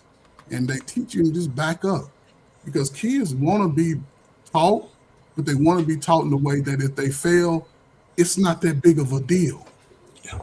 But I don't know. No, I agree. My daughter, look here, she's 17. She took auto mechanics. She took welding. She's still taking welding. But the first time she come home, and of course I show them things with the cars and stuff, but the first time she came home, happy as she could, Dad, I changed the oil, in shop class, the shit. It wasn't 3 days later, and they work hard. She works 6 days a week. She's a hard teenage worker. And she's like, I'm changing the brakes, the calipers. We're doing everything to my car. You know what I mean? She was so excited. And that's the thing. She learned and she was taught, as us instructing her, but taking shop also with a guided teacher, but allowing them to do it. Now she's going to know these experiences her whole life. She's going to know how to, which my kids, I'm not saying they're different, but for me, I feel like they're different because they want to learn. They want to be hands-on. They love doing that. They love to just get in the middle of it and say, move over and let me do it. You know what I mean? But my man, what you're talking about is what I'm always going to refer back to, even from whenever to now. When the father is engaged in the child's life, you can get those results out of most of our slow ass kids. Not everybody, because we always allow one to slip through the cracks or whatever. But when the women, and this is again, regardless, me and Almanaz make a baby. I cheated on her for all time, but I can still be a good father to my child. I can tell my son or daughter, Those are two different relationships. Yeah, but see, a lot of women can't separate those two, because every time they look at that child, they look at that man. The whole time that child coming up, your daddy ain't this, your daddy ain't this, your daddy ain't it. Now the kids see the child when he's 9, he thinking his daddy ain't shit. But his daddy live around the corner, been working, you know what I'm saying? Daddy live around the corner, paying child support, because the states don't really let you get away with that shit if the woman say, I want it. So he's paying child support. He go to work, get off at 5. He don't go into bed to 9 or 10 o'clock. He got all this time, and his son is at home without the presence of the father, who's going to be talking to him. Boy, you ain't gonna be like your daddy. You know what I'm saying? I messed it up with your mom. He's still trying to. But again, if the boy can get those messages, especially now, that's why it's more critical now than ever, because we're seeing how men are now wearing tighter pants, tighter shirts, acting like what the women they were raised around. Because we look like our dad. All y'all look like y'all daddies, and y'all act like y'all mamas. I don't know what the hell you talking about. I know.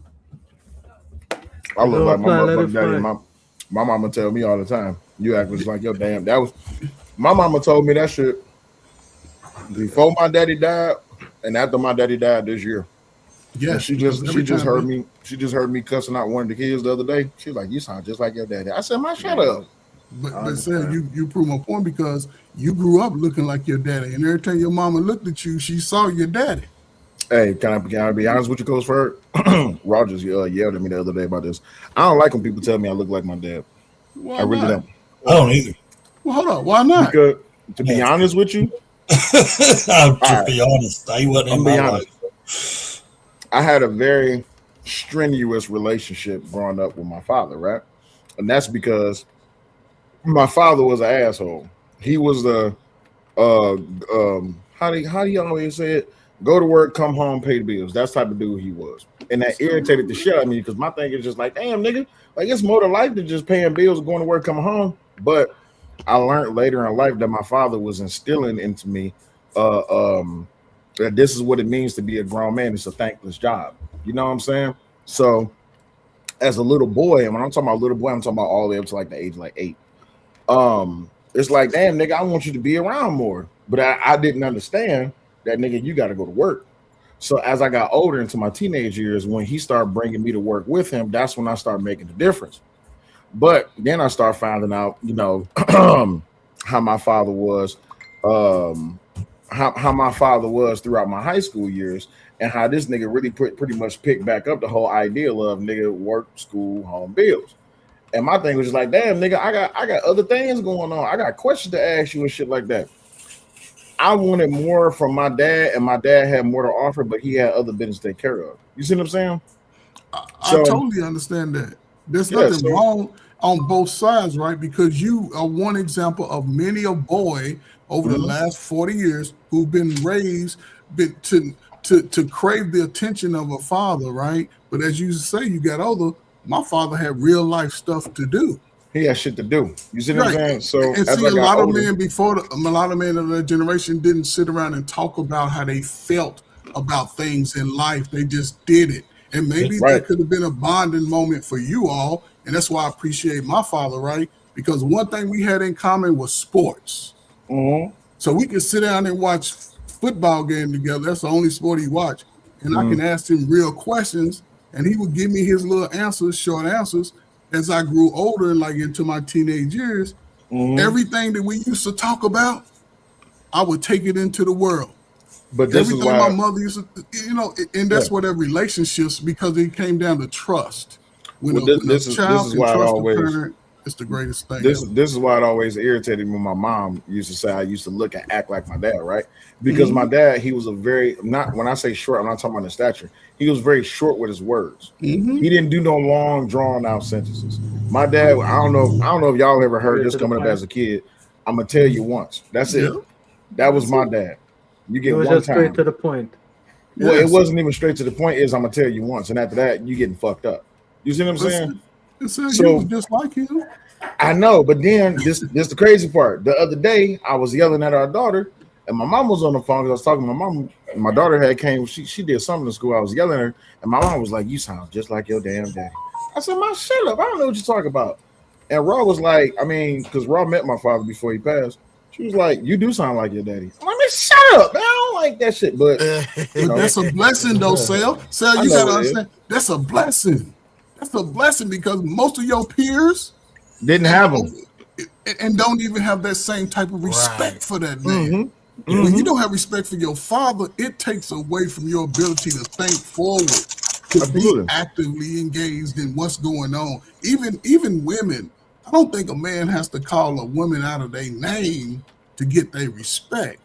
But again, if I'm not raised like that, then all girls are the same. Because, you know what I'm saying? I had 5 sisters. There ain't nothing hard than having 5 sisters, and all of them are attractive. I have 4 of them. All of them are attractive, but ain't none of them become baby mamas, and ain't none of them, and all of them got married. But it comes with that respect for the word and the messages that a father could give. Try being the baby of the family and the litter of 7. I know your ass was spoiled. I know you was spoiled, bro. Listen, I had one older brother, and the rest of them were sisters, and these were evil motherfuckers. I hated my damn sisters. They was making you tough, that's all. No, because my dad used to treat my sisters than he did the boys, right? Yeah. He used to be soft with them, but then like he'll whoop my sisters with the belt, But when it came to me and my brother, he dropped the belt. He hit us with the knuckles, and it's just like, There's a goddamn, reason nigga, for like, that. There's a reason no, for that. but here's the thing: when they 7, they the ones that was fucking up worse than me and my brother. Like, all right, I got an old story. Y'all remember the old school mopeds, right? The real old mopeds and shit. Salute to the mopeds. The spree, you had a spree. Yeah. So what we did was our next door neighbor. I had what up, Kojak? I see you in the building. It was Kojak. It was right over there of 7 Mile Illinois, right? So I had kicked my basketball over the fence and went to the neighbor's yard. The little evil motherfucker didn't want to give us our trip back. So later that night, we went over. He had a moped, so we deconstructed the engine off the bitch. Mind you, I'm like 11 years old at this point. What we did was I took that engine and I poured diesel on the bitch, and I wrapped it in the cloth and I set the bitch on fire and I threw it through his back window. Here's the problem: my sister was the one that went and bought the diesel. She stole money. Wait, hold on. She stole money out my dad's wallet to get the damn diesel. Had my sister not stole the money out the wallet to get the diesel, I wouldn't be in this situation. So guess who got lumped up? Me. I got lumped up. Why did I get lumped up? Because I'm the one who threw it through the window. Not I'm the one who stole the money. My sister's punishment was she couldn't go outside for a week. I'm just looking at my dad like, I ain't mad at her. So I get knuckled up, and all she get is punishment. Say, how old were you? How old? I was like 11. Okay, so I'm gonna stop you right there. One, you already knew that shit was gonna be bad before you even grabbed the damn thing. No, Sam, you knew it. You do it. And it's more harm that could come to you than her, right? So man, it's more biased than that. Thank you, 187. Hold on. But no, there is a bias. There is a bias because dads are gonna be harder on boys than girls. But there's a reason for that, right? A woman, she gonna get old. She gonna find a man to take care of her, and she gonna be good for the rest of her life. You have to be that man. So he gotta be harder on you, because if he's not, the world's gonna be. And it's better for him to be hard on you from early out so that you learn, so that when you are prepared when you go out there, rather than you're unprepared, you have to go out there and learn. You know what I'm a full believer of 187? I'm a full belief, and I don't care what no woman say. I'm in full belief that women of today did not get ass whoopings when they was kids. In comparison to the boys, I agree. Not from the dad. Not from the dad. Hey, hold on. I never had to. Oh man, you ever got an ass whooping before when you was a kid? Yep. Who whooped your ass? Each parent. I don't believe you. Who whooped your ass the most? I whooped my kid. I whooped my daughter's butts. I didn't get a whole lot, but I definitely got, you know what I'm saying? The one I got, the majority was from my mom. But that's what I'm saying, because once a father's allowed to be in that relationship, by the time a kid get a few understandings, like get your ass together, a kid sort of levels out around the father. Unless, again, not everybody, right? Unless your father, like, he hanging out doing shit that your friends was doing, that old, you know, that bullshit, then you'll get lost in the cracks because you have no leadership. But if a father's there, by the time you about 13, 14, he shouldn't be having to whoop you. It's something broken. By that time, you should be. But again, Sarah, listen, since you was born, it's been a lot of that taking the place of the leadership and role of a father. It's been pushed to the back burner, right? So most of your life, this is all you saw. Most of my adult life, that's who we had to avoid. See what I'm saying? They took the control out of most Gen X's fathers of being with their son and being able to come over. Because when Sarah was throwing shit that fall through the window, mamas could call the daddy who lived 4 blocks away, and he'll run over there, ride his bike over her, pull up, and she'll let him deal with you, and she'll step back. Now it's like, don't whoop my baby. You know? See, that was the fear. That was the fear that's missing out, right? Yes. And a lot of people, that's happening. I didn't have to worry about my dad coming from up the street unless he was coming off a roof. I didn't have to worry about. Not have to worry. I worried about when the nigga was at home. Right? When my dad wasn't at home, I was straight. I ain't gonna lie. I was disrespectful than the motherfucker to my mama. But my mama whooped my ass, right? But then She will always say this: when your daddy get home, Yes. right?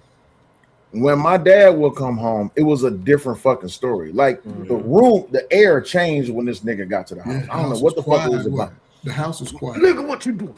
Nick, bro, listen. And my Slight dad, change in the hue of the scenery. exactly. Yeah. Like it's like when my dad walked in the house, my mama turned into a new woman, and the house just changed. You see what I'm saying? Exactly. So She get real submissive, don't she? bro, no, she just changed into a whole new woman. Like when my mom was at home. No, she was gonna be happy to see that ass whooping. That's why. Exactly when they said it. So my mama knew through all the shit. Wait till your father gets home. It was like, ah, shit. This Exactly, bro. So like my mama was a beast, like at the house with us. But then when my dad get home, she turned into them kids did. I'm like, wait, hold on. She the What victim. happened? Yeah, what happened? What you was the big stepper when this nigga wasn't here. Now he here. Now you a kid. She the baby. And then my dad, he wasn't shit because my dad he come in the house. Yeah, I had a long day. I'm tired. Yes. The moment that she mentioned, them kids is fucking up. This nigga got a breath of fresh air, and he was like, I'm about to fuck up some kids. Yes. How do you get revitalized knowing that you about to fuck us up? It always, bro. It always happens. Salute to your My mother pulled over on the side of the interstate line. All five of us up and wore our ass out. Bro, listen. She didn't care. It's something about the revenge of the belt. Like I used to as I got older, I asked my, I said, Mom, let me ask you a question. She said, what? I said, why did you always turn into like a different woman when Dad came around? She was like, I ain't gonna lie, y'all was getting on my nerves, and I was just tired of dealing with y'all. I said, nah, Ma, that's not what I asked you. I said, why was it enjoyable for you to know that Pop was gonna whoop our ass? She was like, oh shit, it was enjoyable because unlike the rest of these hoes, I had a man. I said, okay, all right. Well, that didn't make sense. That's you. Everything you're saying to me just reminded me of the importance of that father being there. You even recognize today as an adult, I was being disrespectful. And just imagine young boys and young women who can go from age 10 to 25 in a home with a mama being disrespectful. The fact that your dad, again, he's taking on the world. He's tired. He's thinking I can come home, my kids, my son look just like me. He's a cool kid. He's cool. He get home and the first thing you hear about is his son, who he talks too often, who he had to discipline before, being disrespectful to his wife. It's his wife, not yours. And so, he has the authority to deal with you. And at some point, after he deals with you to a certain age, typically to about 14, because that's when we look at the girls different at 13, 14, he should be able to step back and say, look at my son over. He all right over. But again, over the last 40 years, man ain't had that control with the family. And now we see those kids are now adults. They struggle emotionally. They struggle with their weight.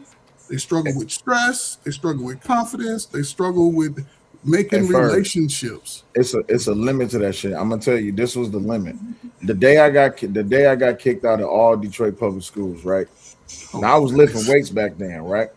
So I thought I was big dog. So I was an evil motherfucker. I didn't stay in school, but I got suspended. I would get suspended, skip school the next day, go to school the next day, and then that's when my parents would find out I got suspended, right? And then I get suspended again. Bro, ninth grade and 10th grade years, I wasn't shit. But anywho, I got kicked out of all Detroit public schools. And by this time, I was lifting weights and I was boxing. My father come home, and this nigga was like, you know what? You too motherfucking big to put my hands on you. So I'm thinking, hell yeah, I got this nigga. I'm good. Until this nigga went in the backyard, came back with a 2x4. And I said, wait, that's child abuse. You're not supposed to do that. And he was like, you too big to be hitting with my bare hands. I'm gonna introduce you to a new sport, baseball. Yeah, but listen, that's what when I hear young people these days say, oh yeah, I was abused as a kid. No, the fuck you wasn't. You wasn't abused as a kid. Have you ever been hit with something so goddamn random it didn't make sense, nigga? Yeah. Oh yeah, my mom was my mom had prop food like Jackie Chan, whatever was readily available. Anything is available, my nigga. Oh, we would hide wiffle ball bats. We would hide everything, man. So she couldn't grab because she would Look grab. at See, Ray, that's where you got the difference at, because a wiffle ball bat is still a reasonable weapon. I got hit with shit that made absolutely no sense. But you know what that's saying, though? Congratulations, girl. He said ashtrays and everything. I need to give y'all context. Remember, my mom's from the Midwest and my dad is not from this country. Now that we got the context, let's continue. So, whatever y'all remember that thing they used to hold the back door closed, that long latch or whatever? Yes. Got hit with that. And also, there's a reason why y'all talk about extension cords, that's cute. There's a reason why. Wait, what you mean that's cute? That's cute. It's cute. That's cute. There's a reason why there's no wired hangers in my house. Oh, no more wire hangers? That was my shit. Ain't no wire hangers in my house. Mommy dearest action. I got you. That still ain't worse than an extension cord. Ain't nothing worse than an extension cord. Nigga. Actually, it is. What? Actually, it is. So my auntie, God rest her soul, at the time, I called her a bitch. I ain't gonna lie. Come on. So this what happened. This what happened. My auntie knew that I love going outside. I hate staying in the house. I hate playing the video game when I was a kid. If you whoop my ass and send me outside, I'm good. Cool, yeah. My auntie, I was getting in trouble for like 2 weeks. And then my auntie finally said, you gotta sit your ass in the house. And you know how you a kid, you say shit under your breath like, you know how you do that shit? I called her a bitch. So she was like, oh, who the fuck you think you talking to? So my auntie from the South, she was like, go outside and give me a switch. So I went out there and I got a little baby switch, a little piece of shit. That's your mistake. Yeah, that's Hold your on. mistake. I was good. I was good. Exactly, Brent. So my auntie was like, oh, you think you being funny? Go sit your narrow ass down. So for like a week or so, every time she sent me go get a switch, I go, little bitch one. So every time she told me go sit down. Finally, one day she told me go get a switch, and I was like, I'm gonna be a big boy today. I go get the biggest switch I can find. Yeah. Fucked up. I came back in the house. My auntie was like, oh, you want to be brave. And she was like, go sit your narrow ass down. So I'm thinking like, so you sending me to get switches? That ain't doing nothing but just making my legs tired. No, nigga. My auntie came out humming one of them Christian hymnals. And what she did was my auntie soaked all of the switches in lacquer oil. Massacre. She dipped them in salt. That's abuse, bro. And she, nigga. As a kid, you know when like on these movies, like their eyes get real big and they lose their breath. That was me. You was admiring her work. You was over there. Yeah. So the problem was, I thought my auntie was just an old woman because she used to walk around with a crack. I didn't know that my auntie and Indiana Jones slept together. I tried to run it. All right, so you know how you a kid when you like off balance when you're running, you try to reach to something to help you turn. So I reached out and I grabbed the threshold of the door to turn. What I didn't know was this badass old woman knew how to curve that bitch. And I'm talking about this end, the very tail end of that switch caught the inside of the lower of my back. Broke you down. Listen, you ever been hit so hard you couldn't make a sound? That was me, nigga. It stopped you in your tracks. Bro, I was on the floor for at least 10 minutes and I couldn't make a sound. And by the time I actually was able to make a sound, she finally caught up to me and she told my ass the fuck up. She broke that damn switch, whooping my ass. When my sister walked in the door from school, I was a bloody pile of meat on the floor, nigga. It was over. I'm sitting down, bro. I thought Jesus was gonna come down and tell my auntie that's enough. Apparently it wasn't. Nigga, my sister walked in, she said, what the fuck? And all I knew is my sister got hit. She was like, you watch your damn mouth in my house. And my sister's like, what happened to Will? And she was like, he got what he asked for. You want some? My sister said, no, ma'am. Sal, from that day on, did you ever disrespect? Hell no! Exactly. Salute to the Yo, man. hey, you know how fucked up it is when you get hit, right? and the hit, like it takes all the breath out your body, and your mouth is wide fucking open trying to gasp for air for like a good 30 seconds, bro. That's fucked up, man. Yeah, you can't move. You are literally froze. There's nothing you can do. Like I tell my kids, like, man, I told my niece this, my brother's daughter. I said, you better be lucky your grandfather's dead. And she was like, what you mean? I said, because if your grandfather would have known that you're doing the shit that you're doing, your grandfather would have drove his ass over here just to beat your ass. And be happy that my brother got leniency, right? So this was a little bit after my father died. My niece did something stupid. And I'm like, you do know your dad is upset because our dad just died, right? She's like, yeah, but he'll be okay. Yeah, she caught all of that. My brother, this nigga, my niece did something stupid. My brother brought out every belt in the house and laid them bitches on the couch. And he said, when one break, I'm picking up another one. Shit. You know what's fucked up? Will, every time it's me and my sister, right? My sister is 3 years younger than me. Every time she was gonna get beat, I would go hide all the fucking belts in the house. Dumbass. Yes, you see, when it's my fucking turn, the thickest motherfucking belt she can find, and she had the biggest grin on her face. She was like a spectator to the fucking sport. Me and sister would have been fighting. Nigga, me and my brother got into a fight one day. I was about to get my ass whooped, and my dad couldn't find the belt. He called my brother and my sister. I ain't gonna say their names on here. But he called their names. He was like, y'all better find me a motherfucking belt before I whoop y'all too. Nigga, my brother was like, here you go, daddy. And took his gun. I'm like, bitch. Nigga, dog. He trusted his father's word. Like, hold up, I'm not gonna get a whooping too for something you did. But you my brother though. No. You ain't gonna take an ass whooping from me. But Sal, in most situations like that, if a child is able to trust his parent, you gonna always get it. Yep. It ain't gonna be. We ain't gonna align with you. Most kids will align with that parent that they trust. So yeah, Sal, you over here want to be, because guess what? The same day you'll come fight me and take my stuff too, being my brother. You damn right. I'm about to fight you even harder. I'm about to fight you even harder because you gave him the belt. No, so tomorrow I'm just not saying at that moment, but the 2 days before you might have took my $2 and you wasn't gonna give it back. So Dad, go ahead and get it, man. So you gonna hold it against me? Yeah, we kids, we young. You gonna hold it again? I'm gonna hold it. Yeah, well, my mother we get in a fight because there was 5 of us boys, no girls. So we get in a fight. She put us in the front yard and said, "Go at it." And the first one quit, she would wear us out. And that's how we grew up. You know, we went at it constantly. I mean, we fought daily, going to school, coming. We were the only 5 white kids. Yeah, I'm gonna switch to my phone for a second. In the schools. So how we old were the only y'all? 5 white kids. So how old when y'all as not we're a year and 4 months apart. Every one of us is a year and 4 months up. How old were y'all in age when y'all started realizing, like, you know what, we ain't gotta really fight no more? Y'all can just 12, 13. Yeah, see, by that time, man, you on cruise control. You know what I'm saying?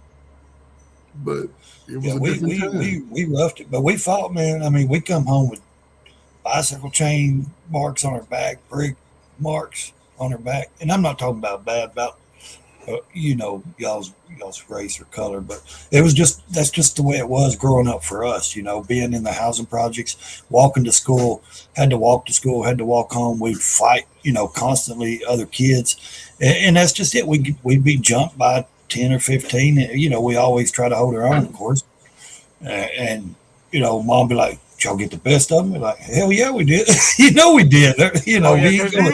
We taking up with each other because she would whoop us if we lost. You know what I mean? Like, that was just part of growing up in the city for about 25 years. It didn't really matter with race because there's some there's some black dudes on YouTube right now was getting bullied all through their middle school and high school, running home, but tough as hell now. But again, without that father, even a mindset of a woman, because it was a lot of, I can say it was a lot. It was quite a few young brothers and sisters growing up with single parents in the 70s and 80s, right? But those parents put the children first. Yeah, they still expected the child to have some type of morals and values and discipline when they went to the world. Yep. And now, y'all, I'm gonna ask y'all a question. When was the last time you guys saw y'all mothers, and I'm gonna say it graphically, saw y'all mama ass and titties outside? None of y'all say, I don't think exactly. Now these kids are growing up with dad sagging and showing his cheeks, mama showing her shit. So they growing up into it. And by the time they 11 and 12, this is a mindset that they set to get because the young people are growing up in the same environment. Exactly why you see them twerking all over every event, every car in the street, every bullshit. You know, nowadays it's all you see is just bad behavior from everyone. I don't care, like you said, no matter who you are, or what color, or what race, or what community. It happens in the white community too. I know a lot of black people don't accept that on the internet. Not you guys, but I know of some.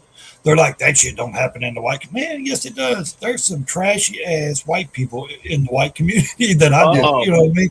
There's trash, man, and you know it makes it all look bad. It don't just make the white people look bad. It makes everybody, in my opinion, look bad. You know, everybody. Whoever's doing it looks bad. And imagine the 12-year-olds seeing their parent. What are these? What are these 12-year-olds kids going to be like in 20 years or 15 years? You know what I mean? The badass totally sexual kids, today. you know. I'm talking about the ancestors. We're doing something Right now, the bad kids. You don't know nothing about no ancestors. I'm talking about the ancestors. Yeah. I don't know nothing about no ancestors. The only thing I know about the ancestors, I don't know. The only thing I know about the ancestors is that when them white men on them boats arrived in Africa, they was willing to trade us for rum and for weapons. That's all I know. White man. Exactly. I can tell you, I've read my genealogy. I'm the 7th generation of my family here, where I'm actually where I live. So, yeah, I mean, in other cultures that are in America, right, they still are allowed to protect their citizens for the most part. They're still allowed to have those village processes throughout the family. It's only with us, right? Even though it's a small number of people that actually engage in that regularly, they're highlighted the most. And a lot of times in our community, we protect those. We protect those that bring the worst to us. You know what I'm saying? And that's where we go wrong, because when you get to 40, 35, 40, you know, even if not for nobody else, you should be trying to make a change to be better. And if you don't, you ain't gonna be able to make too much progress in your own life in America, because that's why we all got a social security number. They know who's doing the bullshit. They know who's working and know who ain't. Don't think y'all gonna get to 40 and think you're gonna work till you're 67, because y'all gotta work to 67 and talking about I'm gonna get a $4,000 pension. Sir, you will take your $1,200 Hey, Coach Ferg, I'm trying to be like Almond and take a trip outside the country every weekend. Yes, but see, Almana's putting in the work early. She was raised under that mindset. All you people waiting, it ain't gonna work out like it. It's gonna be a sad ending for a lot of y'all. That's why I say. But those kids are coming up behind those people. At least that's why I say, for a man, I shut up. Right now, between now and the next 4 years, you can change your whole life. Man, I was just talking to my wife's brother, so my brother-in-law, about this. I was like, yo, the age that you at now, you need to get on it, because he been ripping and running in the streets, right? And I'm like, listen, do you not see all these dudes that are in their 40s getting their first job? Nigga. That's crazy. I'll never forget the day. 15 years heating and cooling for 5. I own right now 2 trademark brands. We're on 30 acres of property, 12 Tennessee walking horses. I started early, and I did a 4-year prison stint and still succeeded. 40 years? I'll never forget the day I put my. He said 4 years, not 40-year prison. 4 years. No, 4 years. This was from my. We ain't trying to waste too much time. You know what I'm saying? Hold on, Sal trying to say something. I'll never forget the day I heard a man say this, and when I say a man, I'm only saying that because of his age. But he was laying on the couch and he was asking everybody in the room for $5 so he can get a nickel bag. But I said, why you asking for $5 when you gonna need $2 more to get the swishers, right? So he was like, well, yeah, just let me hold 10. I said, bro, how you go from 5 to 7 to 10? What the fuck? I was like, I said, bro, you need to get a job. This nigga told me, he said, I I know got where this 2 baby going. mamas. What I need a job for? I said, what? He said, I don't have a working bone in my body. 3 years later, that Negro died playing PlayStation in his baby mama house. Here's the crazy part. His baby mama used to work for the state. This dumb bitch, she then takes the 7 kids that she had by him. Yes, when I say 7 kids, because they've been on and off for forever, right? She then takes all of his kids, drops them off at his mama house, and just goes the fuck on. This is my thing. I cannot be a man that sits around and cannot work. I have to work. I can't do it. Word. I ain't got nothing against nobody that's not working, but at the same time, for me, bro, I got to have a job. I'm miserable when I don't have a job. That's the way I was raised by my dad and my granddad. You got to be a Sell. man that got your own money, bro. What at any point in time, whoever you with, you could if you're a man that's with a woman, you a woman that's with a man. At any point in time, that person can wake up tomorrow and say, I don't want to be with you no more. Then what you gonna do? Virgin. Any man no want work. Any man will lazy. Batty man. Cause That's what I'm saying. you wait for somebody come give you something. But again, if men are not able to give those encouraging moments and words to a father, son, or daughter, those men are gonna be on the lazy side. They're not gonna have no motivation. Absolutely. And most men, even and it's not about men and women, but most adults don't wake up until 35, and then they realize, like, I've been fucking up my life. Nigga, I woke up at 13 when my father put me on the side of the house and told me to pick up the shingles as he was throwing them off the roof. I'm like, man, what the fuck? We would have old timers come and get us for Because you had that father-son relationship. And whether you wanted to or not, he put your ass on task and he said complete the job. Period. But that's what we missing over the last 35, 40 years is it was fragile to a greater deal. Now people are trying to realize, like, damn, maybe I can change the trajectory of my life. For some people, it's too late. But this is the thing, though, right? We hand them laptops and computers instead of work. That's what we're doing. That's what they do now. I have a question. If you say it's too late, right? They For tell some, you not most. what age did they tell you that you become an adult? What do you mean? What age did they tell you? What age did you become an adult? In your opinion? When I really started focusing on real life, I was probably about 13, 14. My father bought a lawnmower. My father bought a lawnmower. He started it up. He ain't never cut grass ever since. That was me. My mother, I'm just saying, it was about 4, I say 13, 14, because girls wanted to have sex with me. I had muscles. It was a different time. That's fair. For a general statement, let's put 4 more years on top of it and say 18, right? When you become 18, you're legally an adult, correct? To some extent, yes. So at that point in time, when you become an adult, from 18 onward, if you still keep blaming people for your situation in life, whose fault is that? From 18 on. You the individual. Exactly. So when you say that's why I didn't agree with your statement when you say like 35, at that point in time when it's too late, whose fault is that? No, it's just, think about it. We gave a time frame. 18 to 35 is how many years? That's a lot of years. Right. Yeah. So in between that time, most people, especially if they obtaining a skill set, if they really if they have a family, are able to focus on raising the family, being that one village type mindset. By the time they 40, 45, they can start looking to retire. Yeah. I retired at 54 because I understood, like, man, I've been working and focused on just being a man. I didn't look, if I was out of work like Sal, I'd go crazy. As long as I was out of work, one time it was 4 months, I started doing all kinds of stuff just to stay busy. And if most men have that motivation early, They will have some skill see, sets, like my man said, before they even reach college and in high school, because they're being taught by a man that's being productive. dig this, right? You got to pay attention to how diabolical this shit get. Because I look at men that way, but I look at women a different way that's willing to accept the man that don't got no damn job. You ain't got no motion. Yeah. So when I hear women say, yeah, he been out of work for 6 months, bitch, you knew 30 days in that he didn't have a job. You knew 60 days in. So you stayed with him. I can't believe he went this long. I can't believe you let him. See, this is some of the things I tell some of the females in my family. Do not come to me when it get that bad. Come to me when you need help. But when you come to me and you need help and you fucking him, you better go to that nigga first. Ain't no way in hell you let, bro. I just tell, bro, you know how many homeboys I done left on the wayside?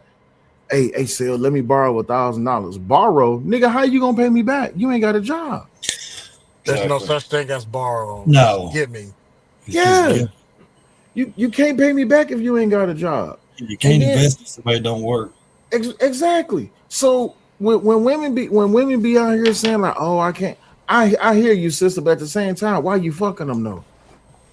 Oh, he get food stamps and all. Man, listen, if a female in my family came and told me she was fucking with a J Prince type nigga, whatever happens to you is your fault. Period. That is just. I'm just being honest. Like, come on, bro. You got to have more than often than just a dream and a damn food stamp card. Don't get me wrong. A food stamp card, you could do something with that, but god damn. No. You ain't getting up to go get no job. All these jobs hiring. Oh, I ain't about to work for the white man. You taking the white man's food stamps. What are you talking about? Yeah. What? But it's reparations. But that's what Reparations. But this is I where like with that's the technology and the advancement of mankind and advancement, this is where the innovation can come in, because most people have invented stuff based off of learning something and skills somewhere else. That's the unique thing about with the AI and all this new advanced technology. You can literally go work somewhere and pay attention to the job skill that you're doing, even create the new machine to do it faster and do something completely, you know what I'm saying, that adds a component to it. That's how the innovation grows. But if we only got 6% of males as of 2019 coming out reading at grade level, and people still are struggling with the basics, then humans, we don't get smart just by getting older. You got to read, you got to write, you got to measure, you got to put create it with your hand. Even if you messing up, it's still an opportunity to create. A lot of people think they can talk their way to success. That shit ain't going down. But if you have the ability to get on this camera and to use your microphone to talk shit, you should have the. If all you got is the ability is to go live, you better be generating something. If you ain't got a first and a secondary income, why is you online? What are you doing? You ain't got. If you got time to be online for 6 hours a day, and you got time to be making money. And then that 6 hours while you online, you better be generating some money. If you sitting here talking about some I need help and I got it, man, fuck all of that. Get your ass off this damn internet and go get a damn job. How you on somebody's panel for 7 hours and you are not making no money? That don't make no sense to me, man. I can't. And I can't respect a woman when you are willingly giving this man reward for nothing. You rewarded him with relationship, companionship, and sex, and you're getting nothing from the deal but a promise and a dream. She getting dick. Have a dream, huh? She got dickmatized. Dick don't pay bills, big homie. That's Hey, right. they can gaslight themselves to make believe that it does something, and Hey, then but I can ask tell you for it. Hey, I can tell you this, though, 187. If dick is what's keeping you in the house, my nigga, you better be dropping that motherfucking A1 Wagyu off every night. If that's what she accepting, but that same woman can't come back out and say these men ain't shit, bitch. You was fucking them. Nope. But that's what they doing though. They doing it. I'm not saying that they not, but I guarantee you this: a female family member can't call my phone. If you got bitch, you getting dicked on the regular and you can't pay your bills. Something ain't right. Most women that do that, they didn't grow up with a father. They don't have those relationships with the foundation of man. I don't see women just talking shit about men who grew up with a father. They sort of, you know what I'm saying, have a difference. It's not the same experience. It's not the same experience. When you grow up with a father, it's a different type of outlook that you have on yourself. You know, but I could be wrong though, but I've seen it, you know, firsthand, and I work with a lot of people. And when you start really asking questions, especially if you got a chance to talk to groups of people, ask them, did they have their father every day? Did he wake up with you in the house? Did you wake up with him in the house? And when they start saying no, then you can start getting to the big picture. But you got to figure out what was that foundational trauma. And you may not recognize it until you get old enough, like, dang, I didn't have a relationship with my daddy. I don't know my daddy. So any man coming along, first time you start doing some bullshit, she don't know how to leave you, even though you want them to do, you know what I'm saying? She might stick through a trauma a little bit longer. But if she can have a daddy that Sale been telling her for 10 years, 15 years, and she knows she'll try, man, I'm gonna leave your dusty ass alone. They won't go through that as much, you know what I'm saying? But it's gonna take Sale to have those relationships because she trusts his word. I'm gonna take you on my daddy's house. And my daddy gonna talk to you, and daddy gonna realize he ain't shit. They're not doing that no more, bro. But exactly, because there haven't been a relationship established for the last 40 years. No. You see, sexual liberation, it cascades down to certain things, right? You see the validation of the dad, like the dad needing to okay certain things before you do it. That gone out the fucking window because city girl lifestyle is doing what you want to do when you want to do it, and no dad is gonna come and tell you that this man that you like is not good enough. That's the way they're thinking now. But a woman is, but again, that's why I say, if the relationship is established as a kid, not in their 20s and 30s, it's too late.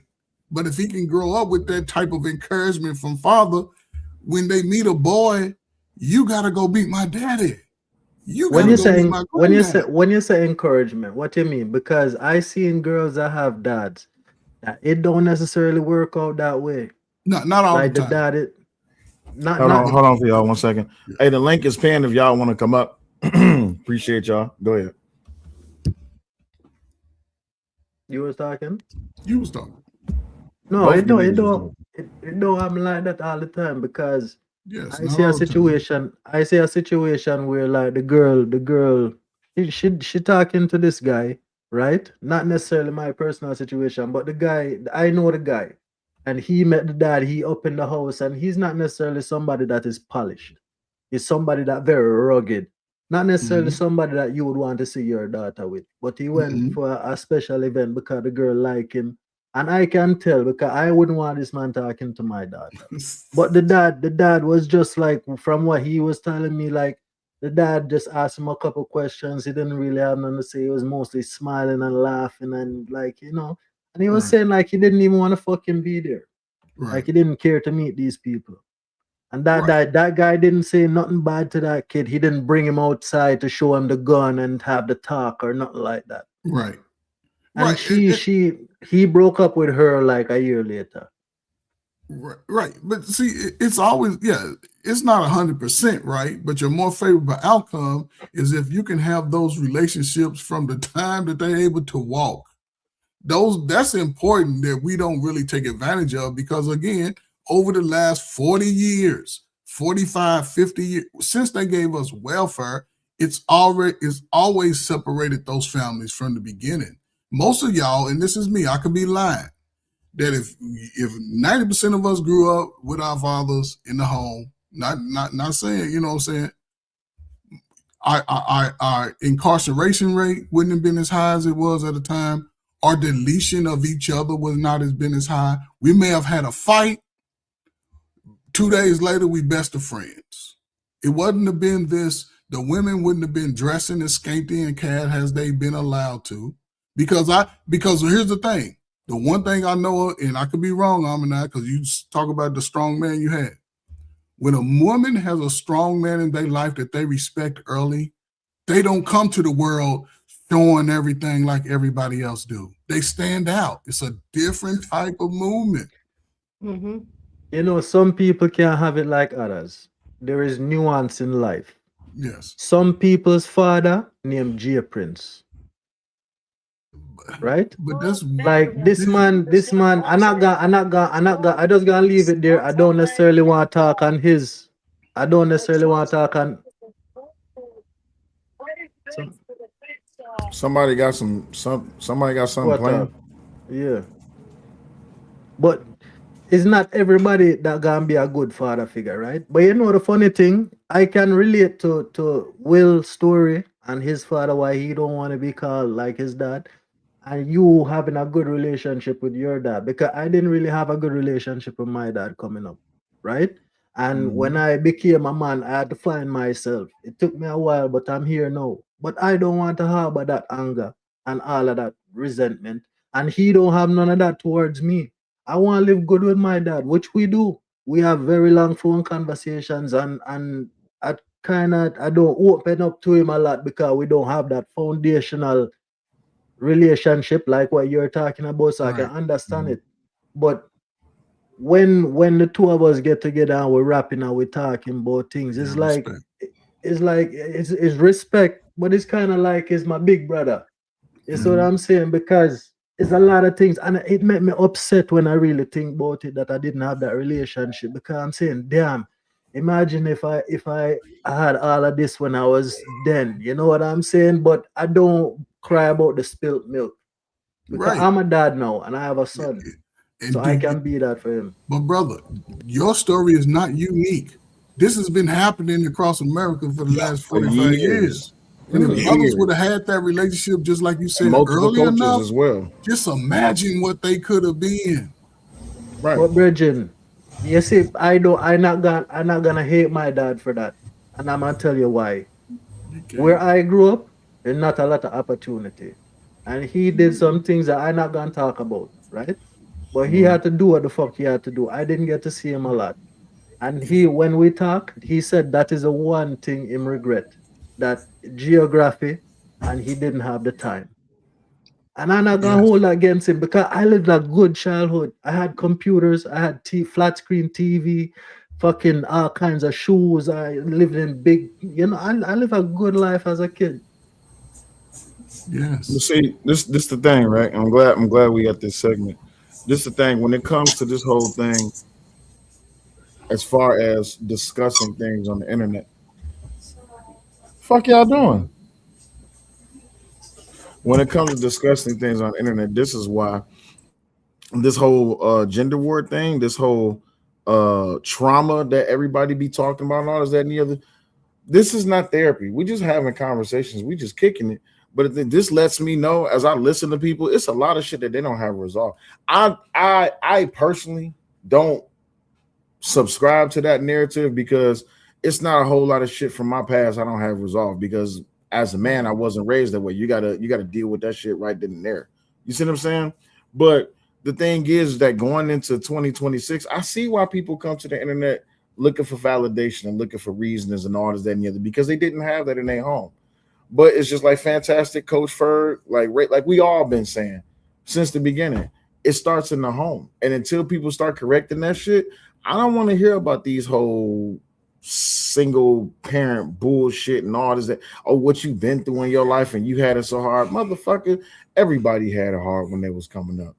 Everybody that had sleepless nights, they done had hungry nights. We done all done had a bill late. Everybody done went through something. I ain't never met nobody on this internet that had a perfect life, because it don't fucking happen. Because I ain't meet nobody in real life that had a perfect life. So I'm not expecting nothing different from nobody online. But when people try to paint themselves in a way to say, well, this is why I'm leaving this community, it's just like, you leaving the community for what? Because you didn't get the support that you need. It sounds to me like you didn't get that shit from your house. You need to go talk to your parents. And if you don't have a relationship with your parents, you need to go figure that shit the fuck out. That's just life. I ain't never seen a group of motherfuckers just sit back and say, I need everybody to take care of me. Hell no. That damn sure high life ain't working. But we coming up on the 5-hour mark, y'all. And I'm about to get up out of here. I appreciate y'all stopping by. This is a fun ass conversation. Actually, shit, I actually had more fun this weekend than I did last weekend. Last weekend was explosive as hell. That's But why the, I You ain't couldn't never show up. I was lied. busy. I'm sorry about that. I was going to, but I just couldn't make it. it's all good. Last weekend served its purpose, and this weekend served its purpose too. And next weekend's gonna serve its purpose. And you got the dumbasses and the people who's gonna sit back and complain, bitch, and moan and still be mad. I don't give a fuck. This is what I'm doing every weekend. I ain't about to be going live every damn day. Child, say it Yeah, I again. feel it. So you just sticking to Saturday now? It's just gonna be a Saturday show. Unless it's something I want to do, like I don't know if you seen like last night that shit that That's what I happened was at about to Lincoln. ask you about, child. It was too much Oh, I going could on. talk about it. What Yeah. happened? What happened last night? So last night a bitch ass nigga was mad because I heard it. uh I overheard it because Raw was streaming. I didn't know where he was at, but I yeah, he overheard. flagged my channel last night. He flagged me and Raw channel No, last night. Yeah. What? no. Okay, that's Yeah. what I thought I heard, but I was in here shaking. What? You mean Sharon? Sharon? No, it wasn't Sharon. No, it's Oh, another nigga. It's another nigga oh. from a Was whole it different was it the sector. guy that we talked about, Sale, that you asked me about on IG? Nope. Oh, okay. Nope. Completely different person. So Damn. this guy, he over in another sector, and he's upset because apparently they didn't figure out my real name. Which yeah, apparently they figured out my real name was Antonio. Yeah, apparently they figured out my real name. Apparently I have a domestic violence background. I have drug charges and I got child support charges. And And someone that actually knows your real name, this is hilarious. hey, Omni, for someone that knows my real This is Omni, hilarious. you know my real name. Christopher J, you know my real name. This is hilarious. For a motherfucker to say that my name is Antonio Turner, bruh. What? Super kick. Every time I see you, hey Tony, what's that? Hey, listen, I'm telling you. So a motherfucker was mad because he tried to bring up a receipt, and I went up there and debated the shit out of his ass. Listen, with every debate that I'm in, I never lose. I have yet to lose a debate yet. So he mad because he tried to bring some shit up about Raw, and I went up there and I got his ass the fuck up out of there in his section and in front of his crew, and I embarrassed the shit out of him. So to prove a point, I went live and Raw was streaming it, and we was addressing it, and we was pretty much breaking it down piece by piece how this nigga's a liar because he said he never been through a bankruptcy. Well, nigga, your bankruptcy letter is public. You never been through child support payments, nigga. You got child support contempt on your motherfucking record. What are you talking about? Next thing you know, we get flagged. Wait, what? So y'all just sit up here. Y'all done put Raw's real name out here with her address, and y'all done dox the shit out of her. Oh, okay. So let's play that game.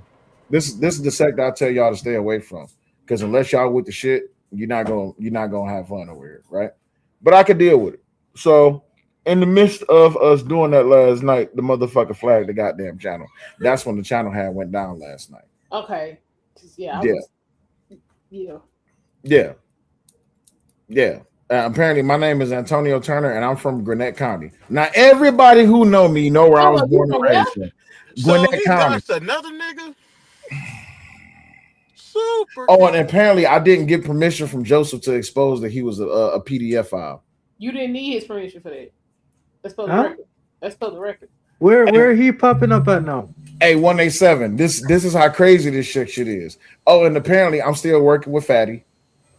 Mm. Oh, and I'm a reject over here What because a don't nobody know me. What a Got fucking restart. Oh, and Christopher J, here's to give you even more credence to what this is about. You remember Stargate? Oh shit. Go ahead. Yeah. Mm-hmm.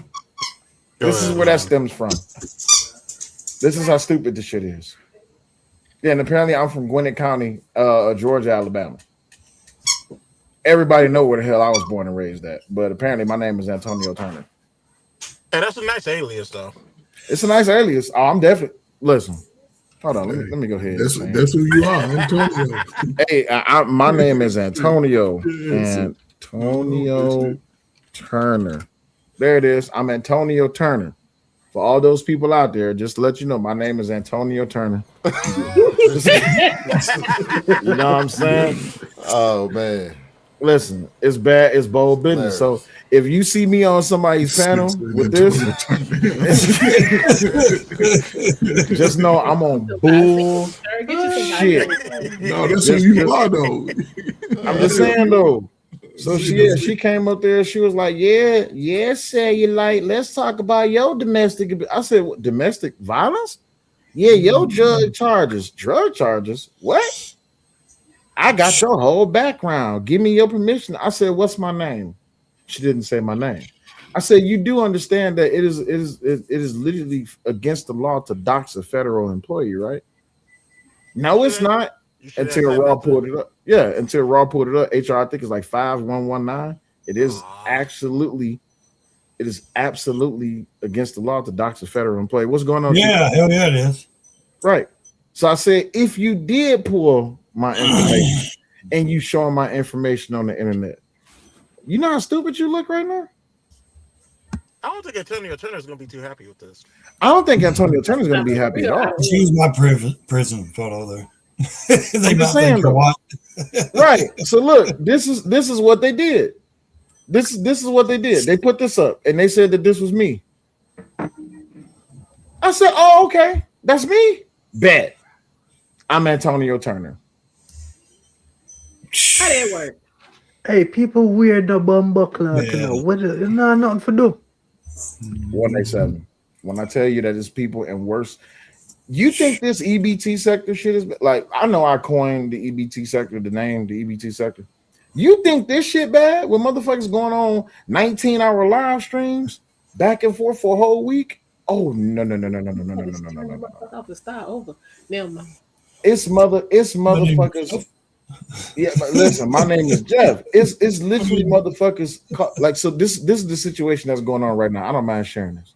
It's a situation where two people are back and forth going into it, and they didn't call each other's daughters, bro. What the fuck, yo? This is how bad this is. All right. Is it somebody that we know? No, it's nobody that y'all know. No. All right, perfect.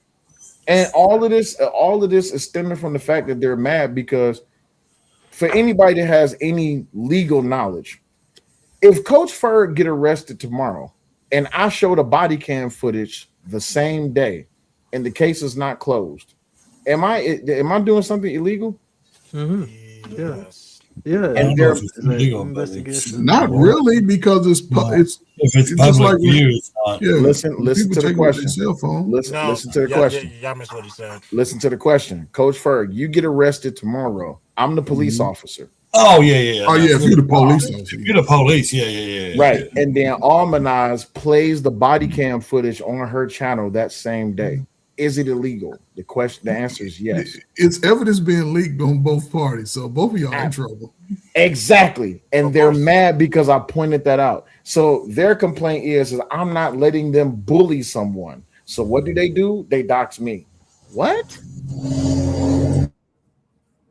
Yeah, this is how stupid. And they're mad because I pointed out some other allegations about another person. Yeah, I know Dollar Washer. Yep, Turner. The cat's out the bag, y'all. My name is Antonio Turner. Damn, Antonio Turner. That's messed up, man. I just be honest, man. Why do you think I review what I review and I do not review any other channels? I just don't get into that drama section over there. You know, I don't find it gainful. Yeah, you may get some views and clicks, but it never lasts to get into that shit. But see, these people's whole entire forego is this is why another reason why I called this stream victim or traitor, because people position themselves as victims. No, first they position themselves as aggressors. Every time I see Coach Ferg, I'm gonna talk shit. I'm gonna say that he ain't shit. He a bitch ass nigga. Whoop, whoop, whoop, whoop, whoop, whoop. And then finally, Coach Ferg do a live stream and he says my name. Yeah, that whole ass nigga Antonio. I'm gonna delete everything that I've done about Coach Ferg, and I'm gonna do a video saying, "Well, yes, Coach Ferg, he's bullied me all over the internet. He's over doing it live right now on me. You see what I'm saying? Yeah. And this is what these people do. Petty shit.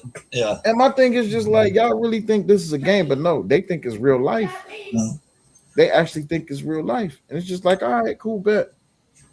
And then it finally came out. That same girl, Stargate. She was like, "Oh, Sel, you just mad because I exposed that you grifted off of Charlie Kirk." That's how I grew my channel.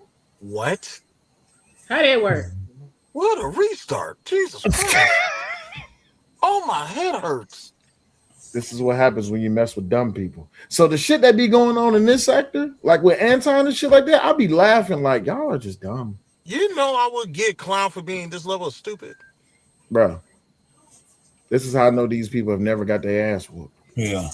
And you got this one country bumpkin motherfucker out of Gwinnett County. He just mad because he broke and his son is all over the internet telling everybody how his daddy ain't shit. Dang. So He's still in the motel, ain't he? Yep. So you've been paying attention. You've been paying attention. So I reached out to the dude and I said, hey, do you want to give an interview? And he's mad at me. But Jay Prince says I'm his number one op. I want y'all to remember this. When I literally pulled up on him, anyway, I'm not gonna say that part on live. I'm gonna leave that part alone. Anyway, y'all, that pretty much explains. It's nice meeting all you. I ain't never met. That's the white people to do it. It was nice meeting all you. I wasn't gonna say the N-word, so I wouldn't say that. We can say, hey, we can say I don't the say it, W man. word. Brother, I don't. I got W family word. members black. Yo, man. I don't say it, I grew up Yeah. with them, got them, family. That's I'm not my vocabulary. I'm trying to get away from using the N-word, but Well, I mean, you wanted to ask what's wrong. Like a lot of people say, what's wrong with our community? I didn't want to bring the asshole side of me out, but I've heard, few evidence that's popped in and out, saying, I know it's the slang. I'm not retarded, but it's like, you guys are still using it yourself. How are you going to change anything? That's Hey, go ahead. Because I live way up north in Canada, and some of my best friends up here are hillbillies. Because you guys know how to fuck around with I shit. got Bob Marley on my arm right there, brother. Yeah, you see that? You see that? I got another Irish brethren. He has a Caribbean tattooed on his arm with Jamaica right here. So but we're all people at the end of the day. Yeah, right? all, and if we all, can look past family, man. if we can look Oh past the shit! color. I forgot. Hold on. That's the first thing they always bring up whenever they try to get into me. You got knocked out. You got knocked out on the internet. So was it an actual debate, or was it a setup debate, or was it? That was kind of funny. It was actually a boxing match. Yeah, but that's the unique sale. That's what puts you in a unique position, right? Mm-hmm. Right, because you stood up to the challenge, whether you won or not. That's the uniqueness of it. And a lot of dudes, you represented a whole lot of dudes, though. And it was funny. My thing is this. That's unique. For it to stick that I got knocked out, why is me and the nigga cool to this day? Y'all know that, right? He was just up here. I done done business with this, like this, and this is how stupid people are, right? When people just want to make you look bad, they don't care about the truth. You see what I'm saying? Y'all should know that. Y'all done been around. But still, you did got knocked the fuck out though. I did, bro. It was bad. It was nigga, it was terrible. Second round, nigga, I was on this bitch like these, nigga, on the floor, like, oh shit. Listen, let's be honest. That's because you young old niggas is out of shape. That's the only reason it was. Hold on, Coach Ferg. Hold on. I still got a soft spot about this. But you wasn't in shape. You know what I'm saying? You never know. But again, this is what men used to do. Yeah. They were challenged and they stood up to the challenge. Whether they won or not, they still had that respect built. Absolutely. A lot of young motherfuckers nowadays not doing that. But this is the thing though, for the people that's going on about it and you know what I'm saying, calling Will on it. I joke with him from time to time. I'll just throw it like out of left field. I'll joke with him because we cool like that. But you know what I'm saying, the motherfuckers that think it's a serious issue, it's like we come from the era of he beat me, but you ain't with my ass. Exactly. Like, you know what I'm saying? Like until you kick my ass, you ain't got carte blanche to say a goddamn thing. Hey, I might get some gas off of him whooping your ass. I might copy the same moves that he used to whoop your ass too. Hey, you can try, but if I already got knocked out to it, why you think I'm gonna let it happen again? You see what I'm saying? There you go. So if I got knocked out by a right hand, what you think I'm gonna be looking for a right hand for the rest of my life from every nigga I come in contact with? Oh man. Any motherfucker. A little bit more discipline. Absolutely. You have to train for that type of See, stuff. my That's why way, guy. boxers trains 5, 6 months, 7 months for their match. You can't just show up 2 weeks in advance and say it's a difference. Niggas get winded quick walking up the steps today. Now Yeah, you because they talking ain't about conditioned. one of the most brutal sports in man history. But you know why? You know Boxing. why that is though? You know why that is though? Because they can go to the gun store and buy a But strap. again, that's They where they don't can need go. self-defense. But it goes right back to you seen the movie Friday? Son, put the gun down and put up them dukes. Right. Win, They lose, ain't or had that draw. message. They ain't had that message over the last 40 years.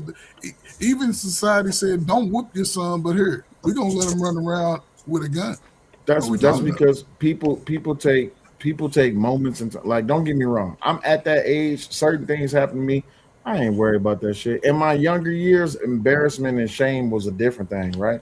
But as I've been encountering people on this internet, it's motherfuckers in their 50s that's embarrassed to the point to where they will call your children because they're that embarrassed. My thing is, if you didn't want to play this game, why did you even jump on the panel? You see what I'm saying?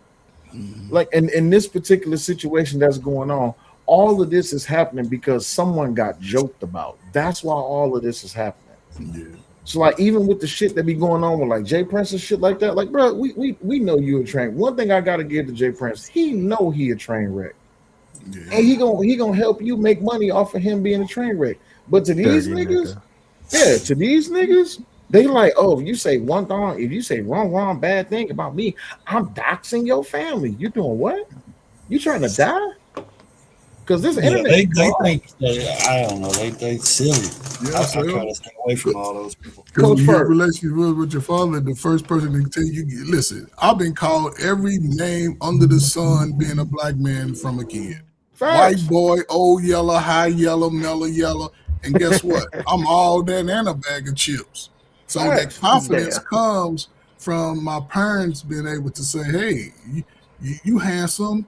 Hey, do certain things. And over time, you develop the courage and the confidence to like, yes, every woman, believe it or not, when I was young, every woman didn't think I was handsome. But in my mind, I was handsome. You know what I'm saying? So again, it's the messaging that if a father can bring that, and I'll share, this is my final words, man. If a father is allowed to do that, especially going forward in this modern time where we talk, if you think that you're going to be able to advance in America by yourself without the confidence given to you from an early age by a father, a lot of y'all gonna struggle. It's unfortunate. And since 2019 study, only 7% of black men were reading at grade level. So are they doing better That or shit worse? break my heart. They're doing worse, and that's what I was trying to express to Edom, man. Like I don't know what he was calling. Oh, the middle class schools. The dog. The middle class schools. No school is really middle class because most of the middle class people take their kids to private schools. Yeah. If they could.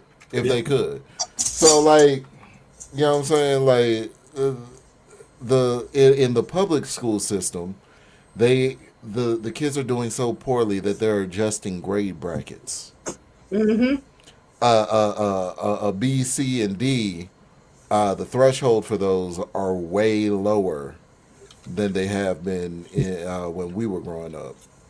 So they're literally moving the goalposts on the children to make the children. It's always about feeling, to make them feel like they're accomplishing more than they are. Yes. It's all, you know what I'm saying? It's all about feeling and mental health nowadays. Man, who got a But squeaky toy, bro? mental health when I was But you growing know up. No. Hold on. Who got a squeaky toy, bro? I just heard a squeaky toy. Damn. I got a dog. Sorry, it's my dog. But you know the fuck up thing about that though, Amne? A lot of the parents don't even know. They don't even know the changes that they're making, moving the goalposts so the kids can pass. So when the kids dumbing down in school, the parents are oblivious to it because them have to work. They don't have no time to do that. But it's a difference in neighborhoods, right? I learned this in working in social services. When you have communities where they're homeowners, you have what they call collective bargaining. You can sort of dictate through the school board what should be in the school or what not should be in the school. In most inner cities, they're renters. So when those kids go to school, they're gonna be subject to whatever the school board pushes. And that's the difference, right? So most people not when it's hard to go to show up at the school when you got to go to work being a single parent. But when you have that 2-parent, one of y'all can go check up at the school and the other one can go work. But this is part of the education process. Listen, I say over the next 15 years, under y'all leadership, I'll put the leadership on y'all, right? Because y'all in that leadership age. Public education may be a thing of the past. What he says, not to mention there's a lot of kids out there on psych. Listen, I can't. I can't get in there. Hey, good to meet you. I got to jump. I gotta go. Man, appreciate you all having me around. Well, Take it always easy, good Brent. to be on chat, brother. Peace, man. Always take it easy. All right, y'all. We up out of here. Coach Ferg, you already get your last words, so I'm gonna go ahead and drop you down. 187, what you got? Love your father, love your mother, love life, and be yourself. Big up. Holla at you. Omni, Almond, Christopher, y'all got anything? Lift every book and read. Education starts at home. Don't be so dependent on you know what I'm saying, don't be so dependent on external factors, because those are contributing factors. The determining factor always comes from within. Facts. Hey, check the back chat before you leave too. Christopher, what's going on? Nothing much. Just want to say, Ashlee Jenae, rest in peace. Who she decided to engage with is her business, not ours. Some of the things that I hear about online has been nasty work. I don't expect much out of people when people pass, especially me whenever that time comes. But I'll just let God deal with y'all. But rest in peace to Ashlee Jenae. Appreciate you. Check the back chat before you leave. Oh man, sister, what you got? It was a good conversation. Lots to think about. Ladies, definitely don't leave yourself on the side of the road. Appreciate you. Check the back chat before you leave. All right, y'all. We out here. Y'all take it easy. It's been another successful episode. A weekend at Willies. We'll holler at y'all later. Deuces.